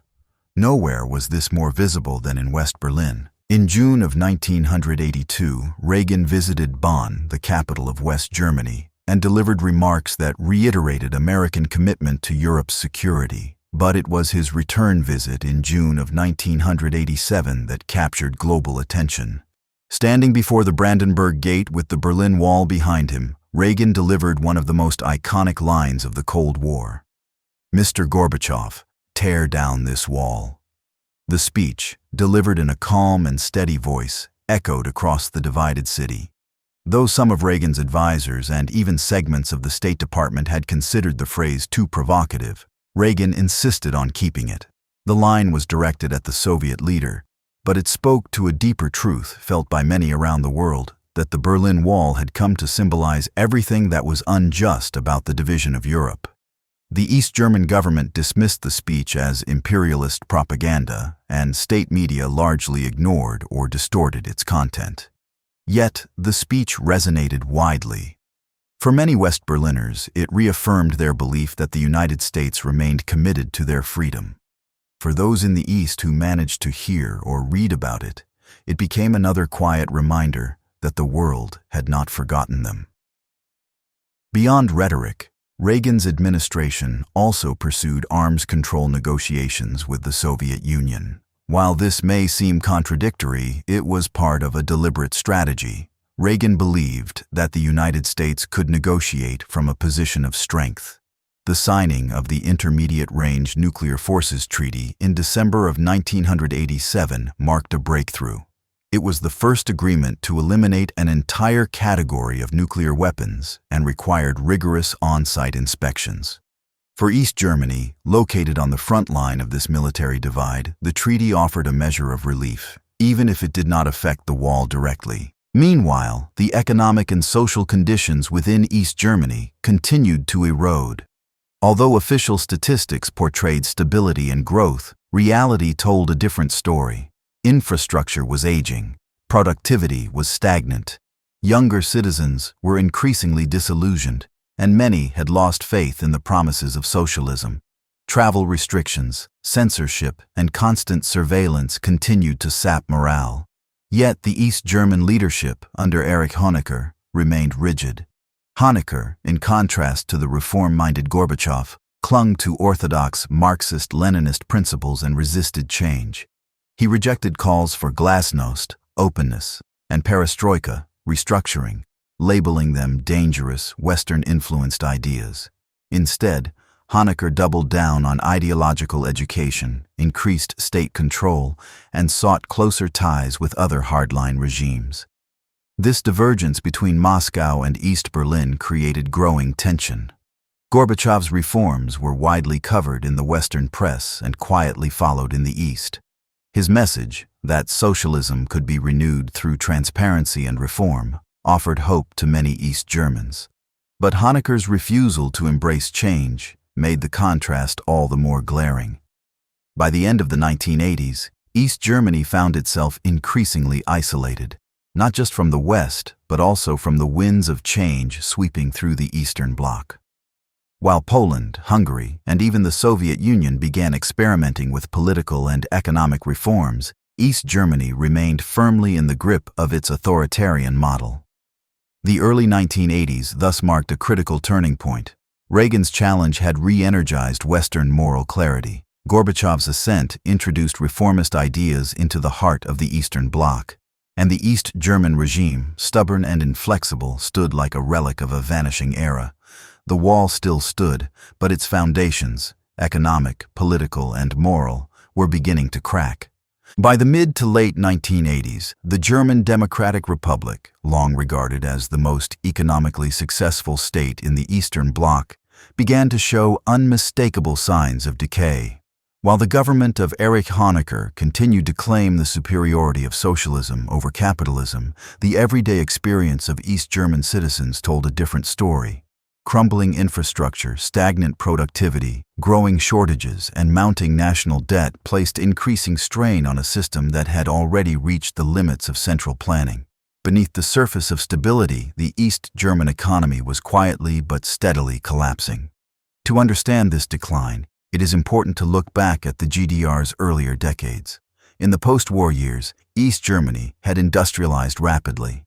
Backed by the Soviet Union and benefiting from a disciplined labor force, the state was able to produce impressive output figures in heavy industry, chemicals, and manufacturing. Its products were exported throughout the Eastern Bloc and, in some cases, to the West. For a time, the GDR was seen as a socialist success story, especially when compared to countries like Romania or Bulgaria. But this growth was never balanced or sustainable. Investment was heavily skewed toward state-run heavy industry, often at the expense of consumer goods and infrastructure. Innovation lagged far behind the West, and quality control was inconsistent. Technology, particularly in computing and telecommunications, was years behind what West Germany had achieved. While the state was able to produce a car like the Trabant, it was outdated even at the time of its release, and citizens often waited years to obtain one. By the 1980s, these inefficiencies had become more difficult to ignore. Modernization was desperately needed, but the centralized planning system was poorly suited to adapt. Managers had little incentive to innovate or take risks. Production quotas emphasized quantity over quality. Consumer dissatisfaction quietly spread, even as official propaganda continued to boast about economic achievements. Perhaps most critically, East Germany was becoming increasingly dependent on the West for financial support. In order to sustain a modest level of consumer satisfaction and fund the state's massive surveillance and military apparatus, the GDR turned to loans from West Germany and other Western banks.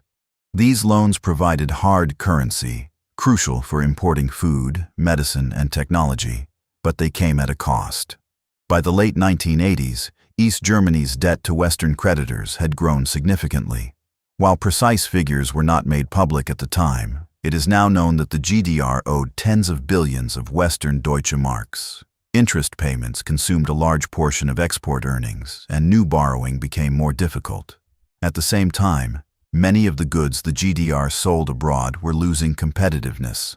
Products were outdated, and Eastern Bloc markets were no longer guaranteed sources of demand. The government, desperate to maintain an image of economic strength, used a variety of creative accounting methods to hide the true extent of the crisis. Official statistics often painted a picture of growth and stability, but these numbers masked a reality of decay. Factories were under-maintained, infrastructure investment was deferred, and supply chains became unreliable. One particularly telling symptom of the system's fragility was the shortage of basic consumer goods. While food was generally available, many items were difficult to obtain. Fresh fruit, coffee, meat, and modern clothing were considered luxuries. Long lines at state-run stores were a daily reality. In some cases, access to goods was determined more by political loyalty than by currency. Private barter networks and informal markets began to fill the gaps, operating just beneath the surface of legality. Items brought in from West Germany, whether through relatives, travelers, or smugglers, became valuable currency. A pair of Western jeans, a cassette tape, or a chocolate bar could carry more social weight than many official privileges. The divide between appearance and reality was also reflected in housing. While the government had built large numbers of prefabricated apartment blocks, many older buildings, especially in city centers, were falling into disrepair. Heating systems were unreliable, plumbing was often faulty, and waiting lists for housing were long. Citizens accepted these conditions out of necessity, but dissatisfaction simmered quietly. One of the few areas where the government continued to invest heavily was in the security and military sectors. The Stasi remained well-funded, as did the East German Army. These institutions absorbed resources that might have otherwise gone toward improving public services or modernizing industry. The leadership justified this spending by emphasizing the need to defend socialism against external enemies, but many citizens saw it as evidence of misplaced priorities. Compounding the economic strain was the growing contrast with West Germany. Through Western television and radio, East Germans saw images of consumer abundance, technological innovation, and rising living standards. West German cities were cleaner, better lit, and more dynamic. Even simple items like supermarkets, cars, and household appliances symbolized a level of modern life that the East could not replicate. The frustration was especially acute among young people. For those who had no memory of the Second World War or the immediate post-war period, the state's narrative of socialist achievement rang increasingly hollow. The promises of full employment and basic stability no longer compensated for the lack of freedom, opportunity, and modernity. Many of these younger East Germans felt trapped in a system that offered no prospects for advancement or personal fulfillment. Education, once a point of pride in the GDR, also became a source of disillusionment. Academic achievement was often tied to political reliability. Access to university education or desirable careers was limited for those whose families had religious beliefs or dissident backgrounds. Bright students with independent minds found themselves sidelined or watched. This suppression of talent only deepened the country's long-term economic stagnation. As the crisis unfolded, Erich Honecker and the ruling elite showed little willingness to reform. Unlike their counterparts in Moscow, Warsaw, or Budapest, East German leaders rejected the idea of restructuring. Honecker openly criticized Mikhail Gorbachev's perestroika, labeling it a deviation from true socialism. He insisted that East Germany did not need reform, that its model was working, and that the wall was necessary for peace and stability. Behind closed doors, however, concerns were mounting. Internal reports and intelligence assessments revealed the extent of the economic decline. Senior officials were aware of the growing discontent and the danger posed by the GDR's reliance on Western loans. But the leadership feared that any admission of failure would trigger a collapse of confidence, both within the country and among its foreign creditors. The gap between rhetoric and reality became unsustainable. As the second half of the 1980s progressed, the regime's refusal to adapt contrasted sharply with the changes sweeping across the rest of the Eastern Bloc. Poland's solidarity movement, Hungary's market reforms, and Gorbachev's liberalization all made East Germany look increasingly out of step. The economic decay of the GDR was not caused by a single event or decision. It was the cumulative result of decades of rigid planning, ideological inflexibility, and political repression. As conditions worsened, the people began to look not to their leaders for answers, but to one another and to the outside world. The wall still stood, but the system it was built to protect was rotting from within. In the spring of 1985, a change in leadership at the very top of the Soviet Union marked the beginning of one of the most transformative periods in the history of the Cold War. When Mikhail Gorbachev was named General Secretary of the Communist Party of the Soviet Union, he inherited a stagnant, deeply bureaucratic system weighed down by economic inefficiency, corruption, and political sclerosis. Unlike his aging predecessors, Gorbachev was younger, more energetic, and, critically, committed to reform. His response to the Soviet Union's mounting problems came in two words that would soon echo across the Eastern Bloc: glasnost and perestroika. Glasnost, meaning openness, referred to a new policy of increased transparency, freedom of expression, and public discussion. Perestroika, or restructuring, referred to the overhaul of the Soviet economic and political system, with the aim of making socialism more dynamic and efficient. These ideas, while intended to save the Soviet system, would soon undermine its very foundations. They would also place immense pressure on East Germany, whose leadership resisted any attempt at reform. As the Soviet Union began to open its society and decentralize its economy, the German Democratic Republic clung tightly to its centralized controls and ideological orthodoxy. The contrast became impossible to ignore, and it would ultimately erode the wall of fear that had kept East Germans in place for decades. Gorbachev's reform agenda began modestly. In the early stages of perestroika, Soviet planners aimed to shift resources from heavy industry to consumer goods, encourage limited forms of private enterprise, and decentralize decision-making. Glasnost allowed greater openness in the media, criticism of government policies, and even the discussion of previously taboo topics such as the Stalinist purges, environmental disasters, and the Soviet war in Afghanistan. Although these changes were initially framed as ways to strengthen socialism, they had far-reaching political consequences. As citizens across the Soviet Union began to express long-suppressed grievances, demand accountability, and organize around reformist causes, similar sentiments spread into Eastern Europe. The Eastern Bloc, long propped up by Moscow's influence and subsidies, now faced a new reality. The Soviet Union would no longer intervene militarily to maintain communist regimes. This shift in doctrine became unmistakably clear when Gorbachev signaled an end to the so-called Brezhnev Doctrine. First articulated in the wake of the Prague Spring in 1968, the Brezhnev Doctrine had justified Soviet intervention in any socialist country that deviated from the party line. Under Gorbachev, this was replaced by a new principle. Each nation in the Warsaw Pact was responsible for its own path to socialism.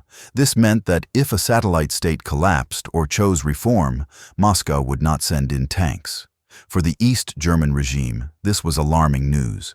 Erich Honecker and his inner circle viewed Gorbachev's reforms as reckless and destabilizing. Honecker had spent decades building what he described as a socialist paradise, and he believed that the GDR had no need for perestroika or glasnost.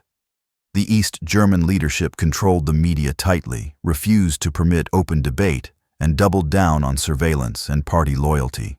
In official statements, they celebrated the supposed achievements of the East German model and portrayed Western reforms as a surrender to capitalism. But among the East German population, the gap between their own closed system and the Soviet Union's new openness became increasingly visible. Through Western broadcasts and conversations with Soviet visitors, many East Germans became aware of the changes unfolding in Moscow and other parts of the Eastern Bloc. They saw newspapers in the USSR discussing political corruption, television shows debating social problems, and a leadership willing to admit mistakes, something unheard of in the GDR. In October of 1986, Gorbachev visited East Berlin for a formal state meeting. While the official ceremonies emphasized unity and friendship, behind the scenes, tensions were mounting. Gorbachev urged Honecker to embrace reforms and hinted that the GDR needed to modernize its political and economic systems to survive. Honecker, stiff and unyielding, dismissed these suggestions. He believed that reforms would lead to chaos and the unraveling of socialism. This refusal to adapt created an increasingly sharp contrast with other countries in the Eastern Bloc. In Poland, the Solidarity movement was gaining momentum, and dialogue between the government and opposition groups was underway. In Hungary, reform-minded communists were experimenting with limited privatization and loosening political restrictions. Even in Czechoslovakia, long considered among the most repressive of the satellite states, intellectuals and activists began to speak out more boldly. East Germany, however, remained rigid and repressive. The Stasi continued to monitor dissent. Travel restrictions remained in place. Schools and universities continued to promote unwavering party loyalty. In public, the government claimed that all was well. But in private, more and more citizens were losing faith. The generational divide deepened. Young East Germans, many of whom had grown up entirely under the post-wall system, were increasingly restless. They saw no future in the state's hollow slogans. They could not travel. They could not speak freely, and they had little hope of personal or professional advancement unless they joined the party and stayed silent. Some tried to emigrate legally, but most were denied. Others began to look toward Hungary and Poland, where reforms were giving people greater mobility and autonomy. As Gorbachev's reforms accelerated in the Soviet Union, particularly after the Soviet Congress of People's Deputies allowed for real electoral competition in 1989, the contrast with East Germany became harder to ignore. In effect, the Soviet Union was abandoning the model that East Germany had used to justify its authoritarianism. This left the GDR isolated not just from the West, but from its own ideological parent. In East Berlin, the regime attempted to respond with cosmetic changes. Speeches were updated with vague references to modern socialism, and select media outlets were allowed to publish mildly critical content. But these gestures were hollow. The fundamental structure of the state remained unchanged, and the leadership refused to engage in meaningful reform.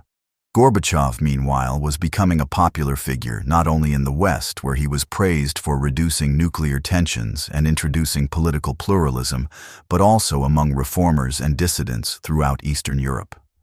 In East Germany, he became a symbol of what might be possible.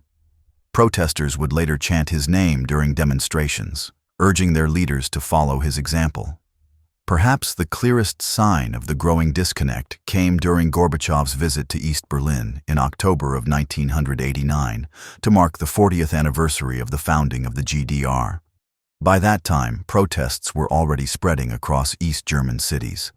Thousands of citizens were taking to the streets, demanding change. During the celebrations, Gorbachev delivered a pointed warning saying, "Life punishes those who delay." The message was clear, though Honecker refused to hear it. In the end, Gorbachev's reforms did not destroy East Germany, but they removed the foundation on which the regime had stood for decades. Without Soviet backing, without the threat of intervention, and without ideological cover, the East German government faced a rising tide of opposition with no plan and no answers.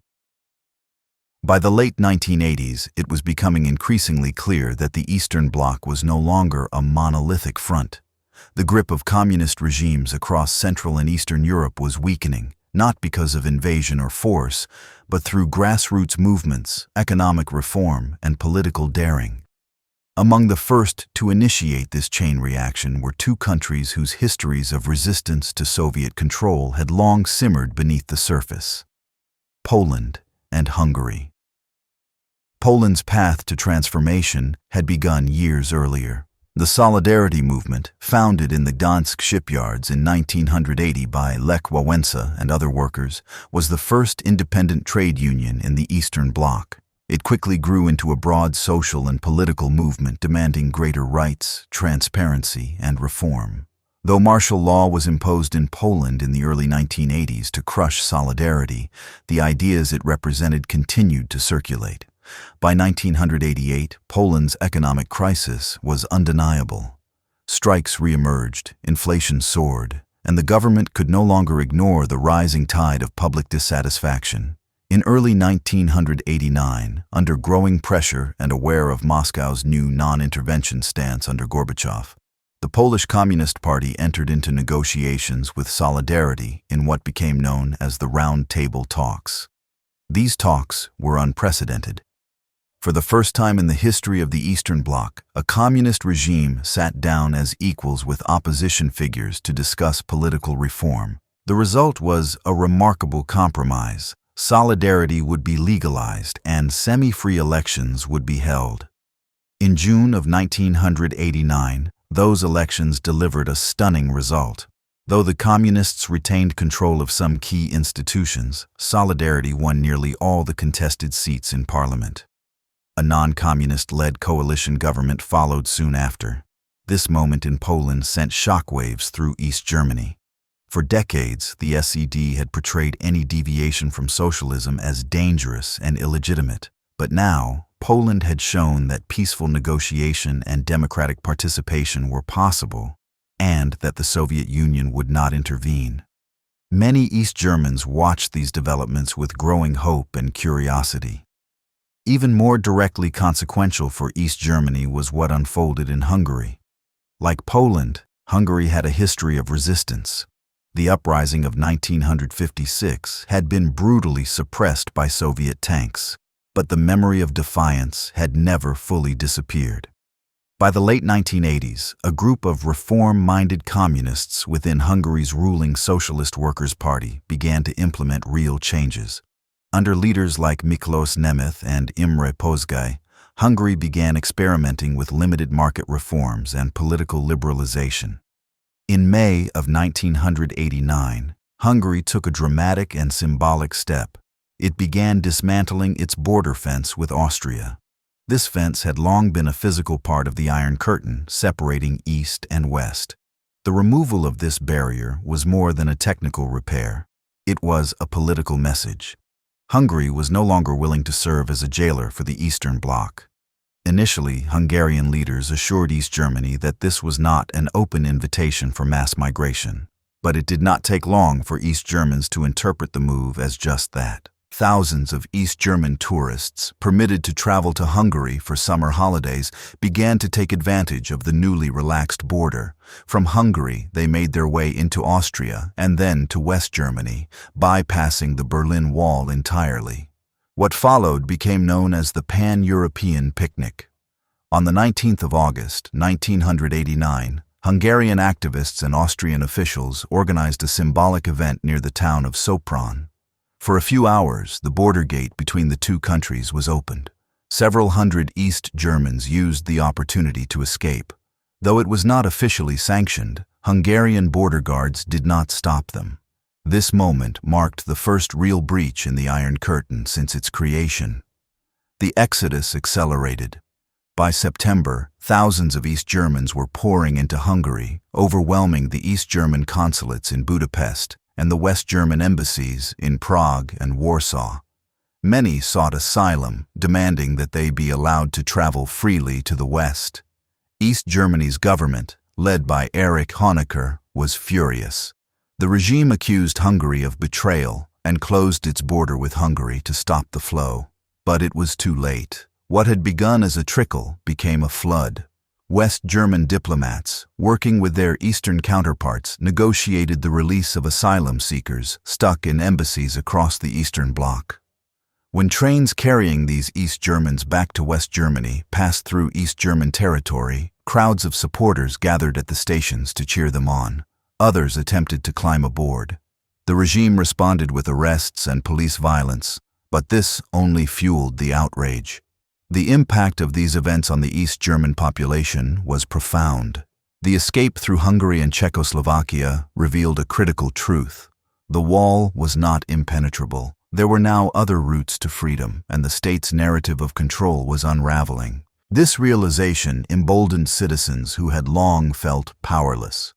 If the wall could not keep people in, and if the Soviet Union would not intervene to restore order, then the entire structure of East German repression began to look vulnerable. The government's attempts to suppress the growing unrest only worsened the situation. East German media tried to minimize the significance of the exodus, but Western broadcasts and word of mouth spread the truth quickly. The contrast between the regime's rigid messaging and the visible collapse of control elsewhere created a crisis of legitimacy. For many East Germans, the question was no longer if change would come, but when. Hungary, meanwhile, continued on its path of transformation. In October of 1989, the Hungarian Communist Party officially dissolved itself and reconstituted as a democratic socialist party. The People's Republic of Hungary was renamed simply the Republic of Hungary, and the country prepared for free elections. The GDR leadership watched these developments with alarm, but remained paralyzed. Honecker, in his speeches, continued to insist that socialism in East Germany was superior, stable, and irreversible. Yet the crowds in the streets, the refugees fleeing across the borders, and the momentum of reform across Eastern Europe told a different story. It was Poland and Hungary, neither of which had a wall dividing its capital, that ultimately opened the first cracks in the Berlin Wall. Not through force or violence, but through negotiation, reform, and the quiet courage of ordinary people walking toward a freer future. Their actions set in motion a sequence that East Germany could no longer contain or reverse. By the autumn of 1989, East Germany was no longer simply struggling with isolated dissent or an external crisis. The regime was facing something far more dangerous, an organized, peaceful, and sustained internal uprising. What began as modest gatherings in churches and town squares evolved into one of the most important grassroots movements in Cold War Europe. It was in the city of Leipzig that this civil revolution found its voice. The protests that would ultimately shake the East German regime began not with fiery speeches or street clashes, but with quiet prayers. In the early 1980s, the Nikolaikirche, St. Nicholas Church, in Leipzig, became a center for peace prayers and quiet reflection. Although East Germany was a secular state and discouraged religious practice, churches retained a certain protected status. They were among the few spaces where citizens could meet without immediate state interference. Pastors, including the influential Christian Führer, began holding regular prayers for peace, human rights, and reconciliation. At first, only a few dozen people attended these Monday gatherings. They were watched closely by the Stasi, but not immediately suppressed. Over time, the numbers grew. The prayers were not overtly political, but they offered space to reflect on injustice, censorship, and the absence of freedom. Participants included environmentalists, civil rights activists, and ordinary citizens who had never before considered themselves political. They came not to shout, but to listen, to one another, and to the silence that spoke louder than the state's propaganda. By September of 1989, as the refugee crisis through Hungary and Czechoslovakia reached its peak, the Monday prayers were followed by peaceful demonstrations through the streets of Leipzig. The first marches were cautious. People carried candles instead of banners. They walked in silence or sang hymns. Their message was clear. They wanted change, but not violence. The regime responded with growing unease. Police and security forces were deployed to observe and intimidate. The state press accused protesters of being manipulated by Western agents. Some demonstrators were detained and questioned. Yet each week the crowds returned and grew. By early October, the protests were drawing thousands. Still, they remained nonviolent. Participants often held up signs calling for reform, open elections, freedom of expression, and the right to travel. They chanted simple but powerful phrases. "Wir sind das Volk," "We are the people." It was a direct challenge to the SED's claim to represent the working class. The people were reclaiming that title for themselves. The turning point came on Monday, the 9th of October, in Leipzig. In the days leading up to that date, rumors spread that the regime would finally respond with force.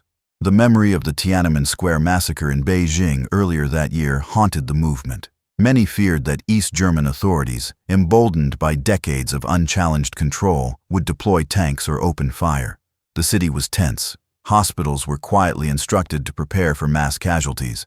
Factories sent workers home early. Parents urged their children to stay indoors. Yet that evening, over 70,000 people marched peacefully through the center of Leipzig. They carried no weapons. They offered no provocation. Their only protection was their unity and determination. To the surprise of nearly everyone, the regime did not order a violent crackdown.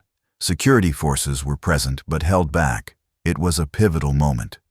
Once the protest passed without bloodshed, the psychological barrier of fear, carefully constructed over decades, began to collapse. Why the state did not act remains debated. Some believe that local officials feared the consequences of a massacre. Others suggest that higher authorities were uncertain about how to respond amid international scrutiny and internal fractures within the party.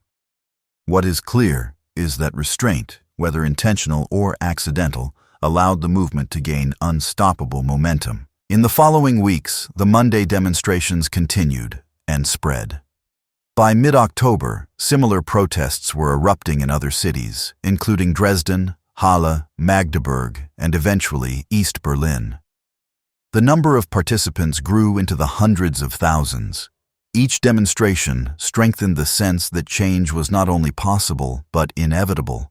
Importantly, these were not anti-German Democratic Republic protests in the abstract.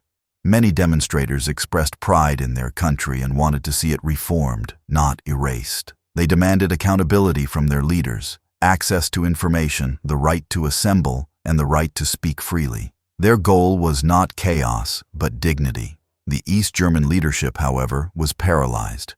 Erich Honecker, still General Secretary of the SED in early October, remained in denial. He insisted that socialism in East Germany was thriving and that the protesters were a small, misguided minority.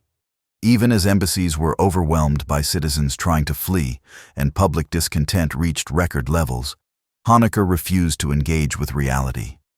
Within the party itself, dissent began to emerge. Some senior officials recognized that the situation could not be managed with repression alone. On the 18th of October, Honecker was forced to resign. He was replaced by Egon Krenz, a younger but still loyal party functionary who promised a turning point without offering clear reforms. Krenz's attempt to present himself as a reformer failed to convince the public. While he eased some restrictions, the core demands of the people, freedom of speech, open elections, and the right to travel, remained unmet. The Monday demonstrations continued, larger and louder than ever. By late October, more than 300,000 people were marching weekly in Leipzig alone. In East Berlin, demonstrations reached similar numbers. For the first time in decades, the regime no longer controlled the narrative or the streets. International media broadcast the scenes across the world, and even in East Germany, people found ways to circulate photographs, audio recordings, and first-hand accounts. The role of the church remained vital. Pastors provided not only physical space for gatherings, but moral leadership. They emphasized nonviolence, compassion, and the importance of dialogue. Their presence helped prevent escalation and maintained the integrity of the movement, even as tensions rose.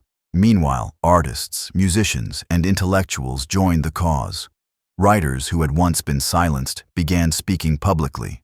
Theater productions incorporated themes of freedom and resistance. Rock bands played songs that skirted censorship by using metaphor and irony. Culture became protest, and protest became culture. Perhaps most importantly, the movement remained decentralized and grassroots. It had no single leader, no central committee, no political party guiding it. This made it more difficult to suppress. The protesters were not attempting to replace one authority with another. They were reclaiming their role as citizens in a democratic society. The Leipzig protests and the wider Monday demonstration movement marked a critical shift in East German history. What began in silence and prayer grew into a civic uprising that would change the fate of a nation. They revealed that the strength of the GDR's regime, so often projected through military parades and propaganda, was brittle when faced with peaceful collective resolve.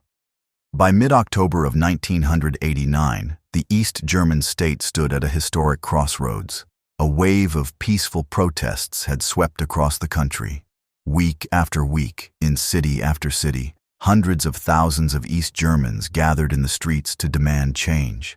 The chant, "We are the people," echoed across Leipzig, Dresden, and East Berlin. It was no longer possible for the ruling Socialist Unity Party to pretend that these demonstrations were isolated or insignificant. Inside the party's leadership, pressure was mounting. At the center of the storm stood General Secretary Erich Honecker, an aging, rigid hardliner who had ruled the German Democratic Republic for nearly 2 decades. For much of his tenure, Honecker had presided over what was considered one of the more economically stable and ideologically orthodox states in the Eastern Bloc. But by the late 1980s, his refusal to embrace reform and his increasing isolation from reality made his leadership untenable. Honecker had long portrayed himself as a champion of socialism and an unwavering opponent of Western capitalism. He rejected any comparisons between East Germany and the reform movements gaining momentum in Poland, Hungary, or the Soviet Union under Mikhail Gorbachev. He insisted that East Germany was immune to such trends. Yet by 1989, the contradictions of his rule were too great to ignore. The economy was stagnating. Consumer shortages were widespread. Thousands of East Germans had fled through Hungary and Czechoslovakia, and hundreds of thousands more were now demanding democratic reforms within the country. And above all, Honecker's continued insistence on suppressing dissent through fear and surveillance had lost effectiveness in the face of mass mobilization and international scrutiny. The turning point came just days after the massive Leipzig demonstration on the 9th of October. Despite earlier threats of a crackdown, the protest had passed peacefully. No tanks had rolled into the city, no shots were fired. The regime's hesitation emboldened the public, and it signaled to the world that the East German state might no longer be capable or willing to maintain power by force. Within the upper echelons of the Socialist Unity Party, discontent with Honecker had been building. Younger members of the Politburo saw that change was inevitable. While they were not necessarily reformers in the mold of Gorbachev, they understood that Honecker had become a political liability. His health was also deteriorating. He had recently undergone surgery and was visibly weakened during public appearances. For many in the party leadership, the question was not whether Honecker should be removed, but when and how. On the 17th of October, after a tense meeting of the Politburo, Erich Honecker was forced to resign. The official explanation cited health reasons, but the reality was clear. The party had lost confidence in his leadership. He had become a symbol of the past at a moment when the country was demanding a different future. His successor was Egon Krenz, a younger but deeply loyal party member who had previously served as the regime's youth leader and was seen as a rising figure within the SED hierarchy. Krenz had carefully positioned himself as a potential reformer, though he had shown little inclination toward genuine liberalization in the past. Many within the party hoped that his appointment would calm public unrest while preserving the core of the socialist system. Krenz's first steps in office were calculated and cautious. He acknowledged the legitimacy of the protesters' concerns and promised a turning point in East German politics. In public statements, he spoke of the need for dialogue, transparency, and gradual reform. However, he avoided any specific commitments to open elections, press freedom, or the dismantling of travel restrictions. These vague promises were not enough to satisfy the population. While some East Germans were willing to wait and see, many viewed Krenz as a continuation of the same failed system. Demonstrations continued and even grew in size. Citizens wanted action, not rhetoric. They demanded the right to travel freely, the end of the Stasi's reign of fear, and a say in how they were governed. Krenz did move quickly to address the refugee crisis. He negotiated with neighboring countries to allow East Germans who had fled to Western embassies to emigrate legally. He also met with Soviet officials to assure them that the GDR remained committed to socialism, though he privately acknowledged the need for modernization. Yet Krenz remained reluctant to dismantle the very mechanisms of control that defined the East German state. The Stasi remained intact. State media still functioned as a propaganda arm of the regime.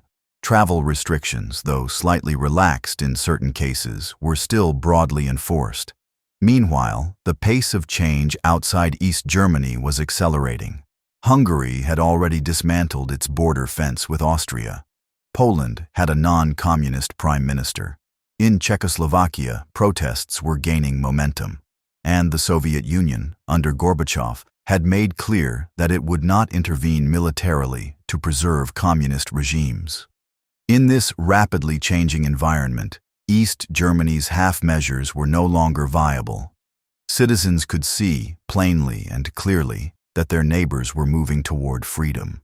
They could no longer accept the argument that repression was necessary for stability.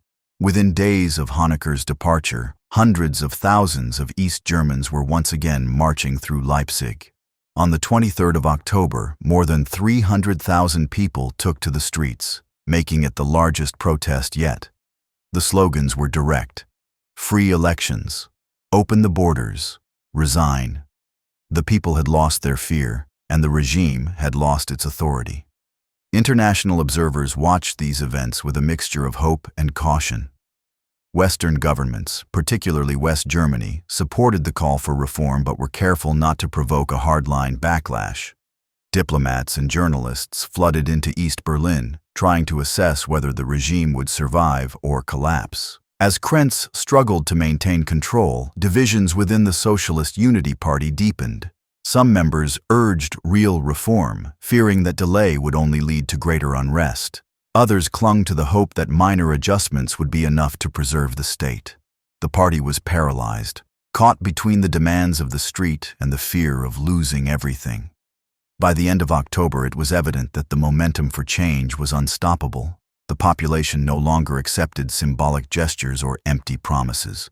They demanded structural reform, democratic accountability, and freedom of movement. The fall of Honecker was more than just a political shakeup. It was the clearest signal yet that the old order in East Germany was collapsing.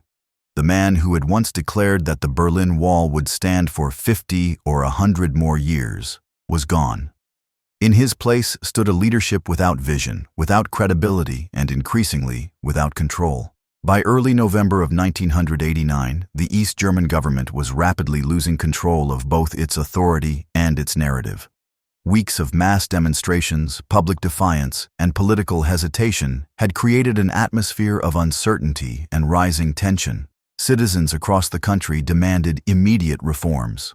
The ruling Socialist Unity Party under Egon Krenz had begun to make cautious concessions, releasing political prisoners, easing some travel regulations, and promising changes to electoral law. But these steps, modest and delayed, failed to match the urgency of the moment. The pressure was reaching a breaking point, and the leadership knew it. In an attempt to quell public anger, the East German Politburo decided to revise the country's travel regulations. The goal was to appear responsive while maintaining control over who could leave and under what conditions. The new rules, drafted in haste and with little clarity, were meant to streamline the process for East Germans to apply for foreign travel, both for permanent emigration and temporary visits. On the afternoon of Thursday, the 9th of November, 1989, these proposed changes were handed to Günter Schabowski, a senior Politburo member and the newly appointed spokesman for the party. Schabowski was scheduled to hold a routine press conference at the International Press Center in East Berlin. The gathering, which began just after 5 o'clock in the evening, was attended by a mix of East German and foreign journalists. It was not expected to produce headline-making news. What followed would change the course of history in a matter of hours. Schabowski, appearing slightly disorganized and evidently unfamiliar with the precise contents of the new travel regulations, took questions from the press as he leafed through his notes. When asked about the details of the policy, he began reading from a sheet of paper that had only recently been handed to him. The language was bureaucratic and vague, but it contained a crucial clause. East German citizens would be allowed to travel abroad through all border crossings, including those with West Germany and West Berlin. A reporter asked the follow-up question that would ignite the fuse. When does that go into effect? Schabowski, caught off guard and unsure of the actual implementation schedule, paused, shuffled through his papers, and then replied, "As far as I know, effective immediately, without delay." Those words, spoken casually, without full understanding of their implications, were broadcast live by Western media and quickly relayed across both East and West Berlin. Television stations in West Germany interrupted programming with breaking news. The headline was electrifying.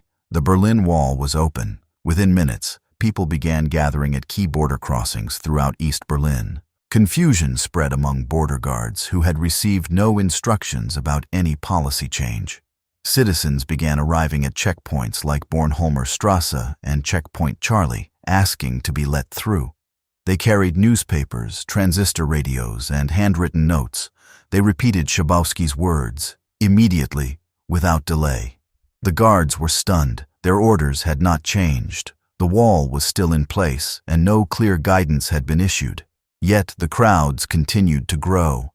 At some crossings, hundreds gathered. At others, thousands. People chanted, sang, and demanded to be let through. Some guards phoned superiors, only to find that their commanders were equally uninformed and uncertain. No one wanted to be the first to act, and no one wanted to fire on an unarmed crowd demanding freedom. At the Bornholmer Strasse checkpoint, Lieutenant Colonel Harold Jaeger faced an impossible situation. By 9 o'clock in the evening, thousands of East Berliners had gathered at the crossing, demanding to pass through. Jaeger repeatedly called his superiors for instructions. The only advice he received was to hold the line and not let anyone cross. But as the crowd grew increasingly insistent, and as chants of "open the gate" intensified, he realized that violence could erupt if something was not done. Shortly before 11 o'clock, under enormous pressure, and with no higher command willing to take responsibility, Jaeger made a historic decision. He ordered the guards to open the checkpoint. At first, the process was slow and confused. Passports were inspected, though there was no legal basis to deny exit. Then, without warning or announcement, the floodgates opened. Thousands began walking, then running, across the bridge into West Berlin. The same scene quickly repeated itself at other checkpoints. Some gates were opened deliberately, others were simply overwhelmed by the weight of human determination. Border guards, many of them young and unprepared for such a moment, stepped aside. On the other side of the wall, West Berliners greeted their counterparts with cheers, flowers, and champagne. Strangers embraced. Families who had been separated for decades reunited. Tears streamed down the faces of those who had never believed this day would come. Crowds climbed onto the wall itself, dancing, singing, and chipping away at the concrete with hammers and chisels. The air was filled with celebration and disbelief. It is worth emphasizing that this moment did not come about through careful planning or formal diplomacy. There was no treaty signed, no official announcement of the wall's end. It collapsed through accident, confusion, and the will of the people. Günter Schabowski's press conference was not intended to change the world, yet it did.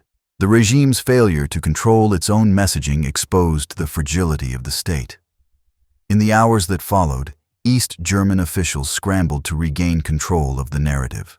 They issued clarifications, tried to revise Schabowski's statement, and considered reimposing restrictions. But it was too late. Once the barrier was breached, there was no turning back. The illusion of control, carefully maintained for decades, was shattered. Western leaders, equally surprised, reacted with cautious optimism. West German Chancellor Helmut Kohl, who was traveling abroad, quickly returned to Germany and called for calm. United States President George Herbert Walker Bush welcomed the development but avoided triumphal language, recognizing the delicate political situation. Across the globe, people watched live broadcasts of Berliners tearing down the wall with their own hands, a powerful symbol that would forever define the end of the Cold War. In East Berlin, the political fallout was immediate. The regime could no longer pretend to speak for the people. The authority of the Socialist Unity Party crumbled almost overnight. Calls for full democratic reforms intensified. Within weeks, a transitional government would be formed and free elections would be scheduled. The press conference on that November evening, chaotic and seemingly insignificant at first, turned out to be one of the most consequential moments in modern European history. It did not bring down the Berlin Wall in a legal or literal sense. That work was carried out by the hands of ordinary citizens in the hours and days that followed.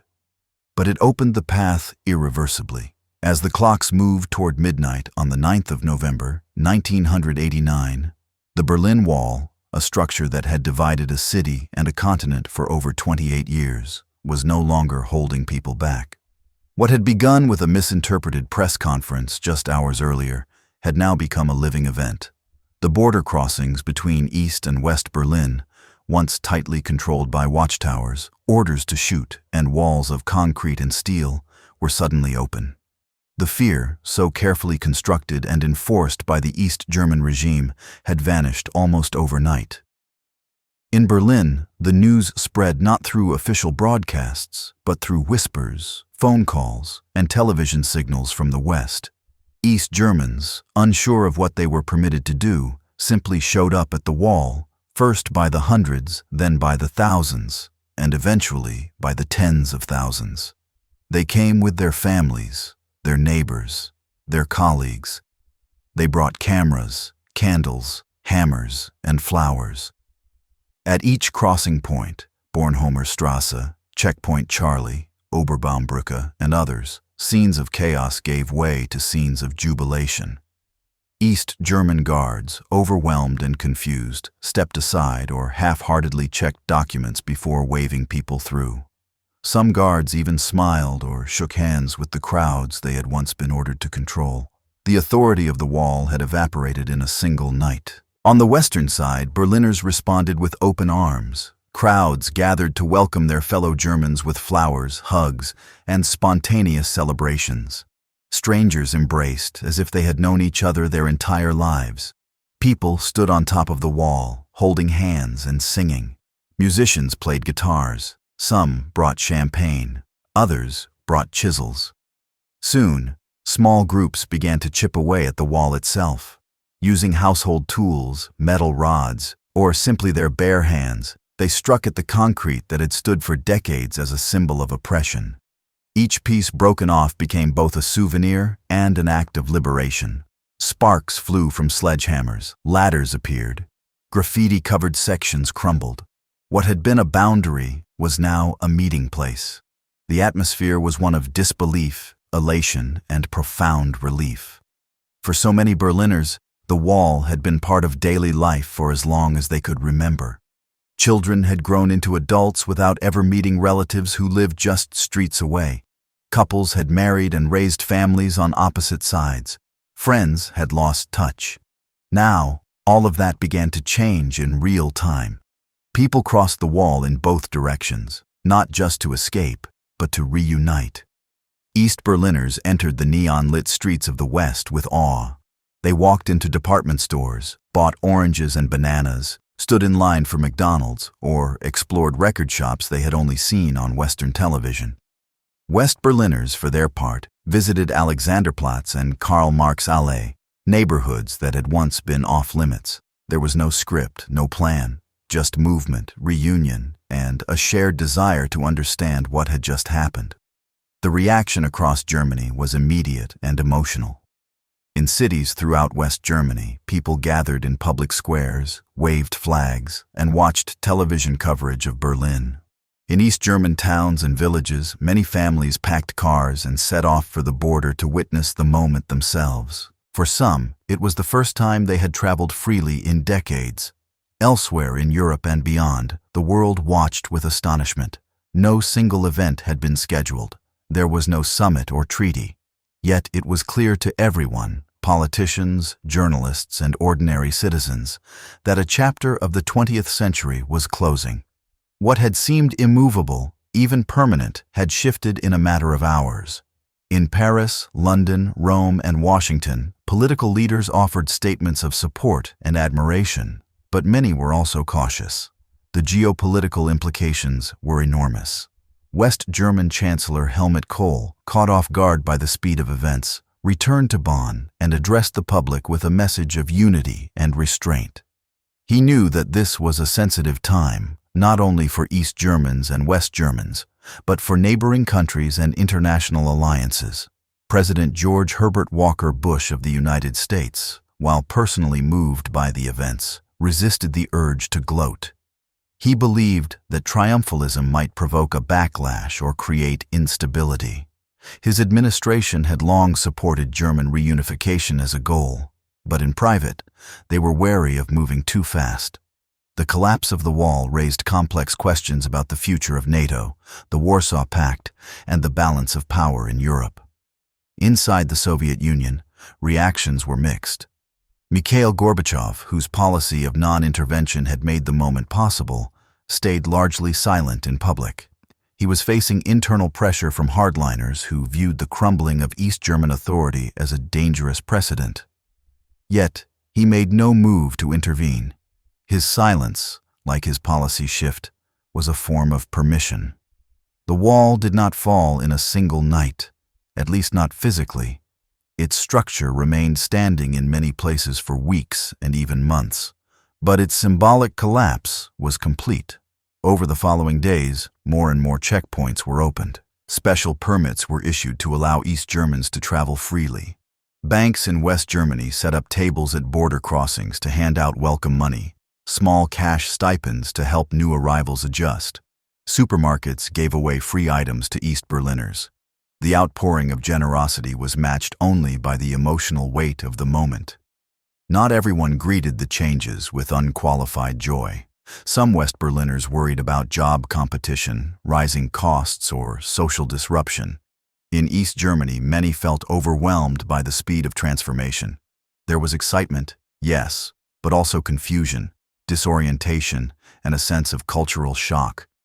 Decades of propaganda, censorship, and isolation could not be undone overnight. Still, the overwhelming sentiment was one of unity. In the days that followed, cultural institutions on both sides held joint events. Families held reunions that had seemed impossible only weeks earlier. Children asked questions their parents had no simple answers for. Schools began teaching new histories. Television news showed images of people crossing over railway lines, highways, and even frozen rivers, not to flee, but to return home. Artists, journalists, and writers tried to capture the meaning of it all.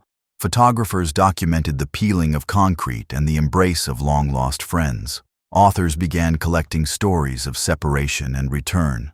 Musicians played impromptu concerts at the wall, celebrating a moment that had come not through force, but through peaceful protest, public pressure, and a single mistaken sentence at a press conference. Perhaps most powerfully, the Berliners themselves, those who had lived with the wall, worked in its shadow, and endured its presence, reclaimed their city. No longer divided by checkpoints and soldiers, Berlin began to breathe again as a single whole. Streets reconnected. Transit systems were reunited.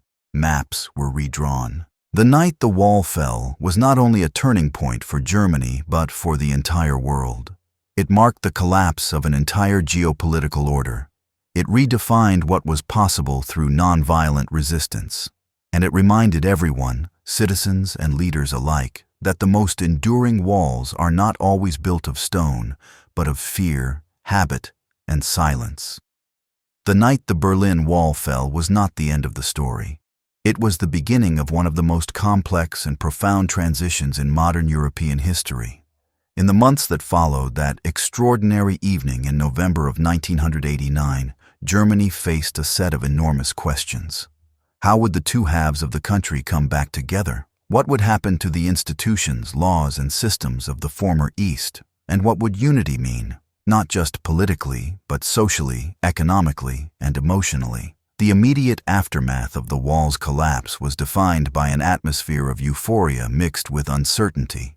East Germans poured into the West by the millions, not as refugees fleeing repression, but as free citizens eager to experience a world they had been denied for decades. They visited shops, reconnected with family, and explored a society they had long watched from afar. For West Germans, the reunions were emotional, but also complicated. Many were unprepared for the scale of the transition that was unfolding. In East Germany, the regime collapsed swiftly.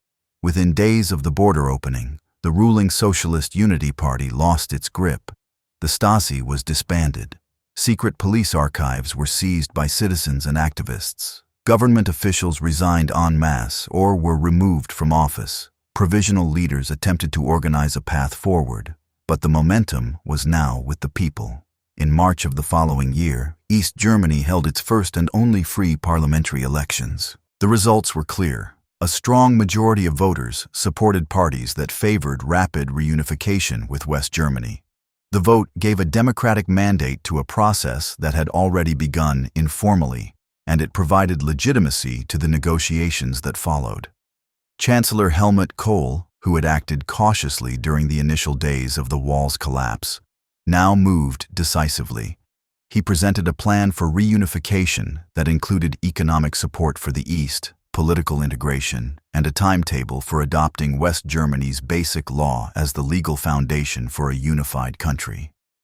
Kohl's government, backed by a strong West German economy, promised to rebuild the East, modernize its infrastructure, and bring parity in wages, pensions, and social services.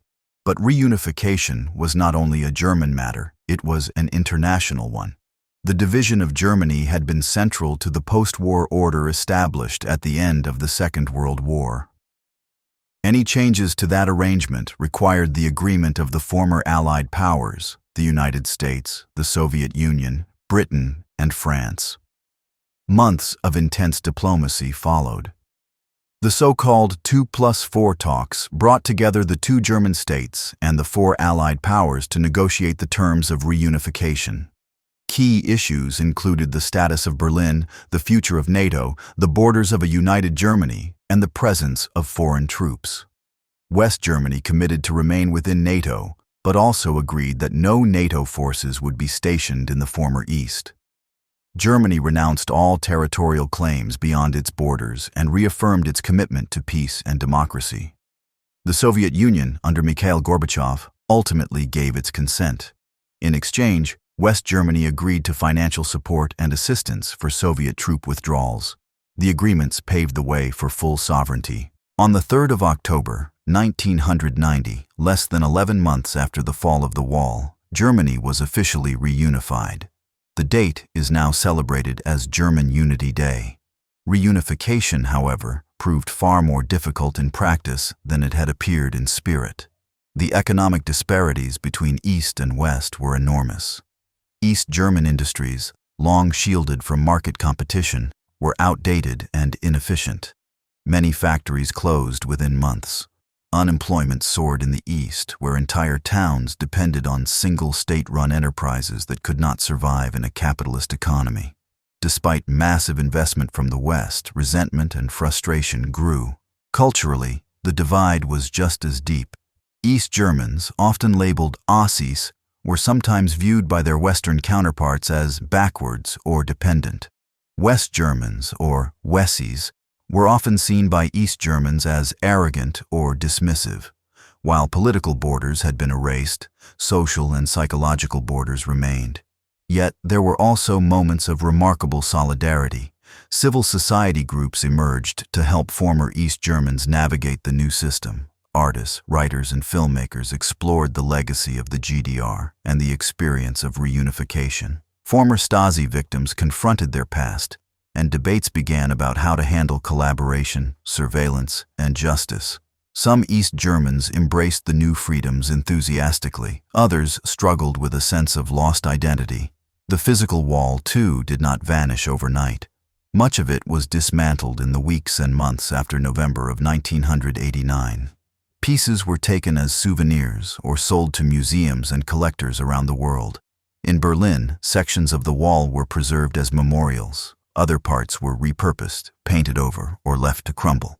Today, only fragments remain, but their presence still speaks volumes. In the decades since reunification, Germany has grown into one of Europe's most stable and prosperous democracies. Berlin, once divided and besieged, has emerged as a vibrant capital and cultural hub. The memory of the Wall, its rise, its rule, and its fall, continues to shape political thought, public memory, and national identity. Every year, on the 9th of November, Germans mark the anniversary of the Wall's opening. The date is complex. It is also the anniversary of Kristallnacht, the Nazi pogrom against Jews in 1938, and of the abdication of Kaiser Wilhelm II in 1918. As such, it remains a day of reflection, celebration, and caution. The lesson of the Wall is not only about the victory of freedom, but also about the dangers of division, fear, and authoritarianism. The fall of the Berlin Wall changed more than just Germany. It marked the symbolic end of the Cold War and the collapse of the Eastern Bloc. In the years that followed, countries across Central and Eastern Europe began democratic transitions. The Warsaw Pact was dissolved. The Soviet Union itself ceased to exist in December of 1991. But the Wall's most enduring legacy lies in its message, that even the most imposing systems of control can be brought down by the courage of ordinary people. It reminds us that change often comes not from grand strategies or military power, but from quiet resistance, collective action, and the power of truth over propaganda. The story of the Berlin Wall, from its sudden rise to its dramatic fall, is a story of the 20th century. It is a story of war and peace, division and unity, control and liberation. And above all, it is a story of people, of those who endured it, those who challenged it, and those who lived to see it crumble. Today, visitors to Berlin can walk along the remnants of the Wall, read the names of those who died trying to cross it, and touch the concrete that once divided a continent. They can look across what was once a death strip and see only open streets and shared lives. The Wall no longer stands, but the memory remains, etched into the city's landscape and into the conscience of the world.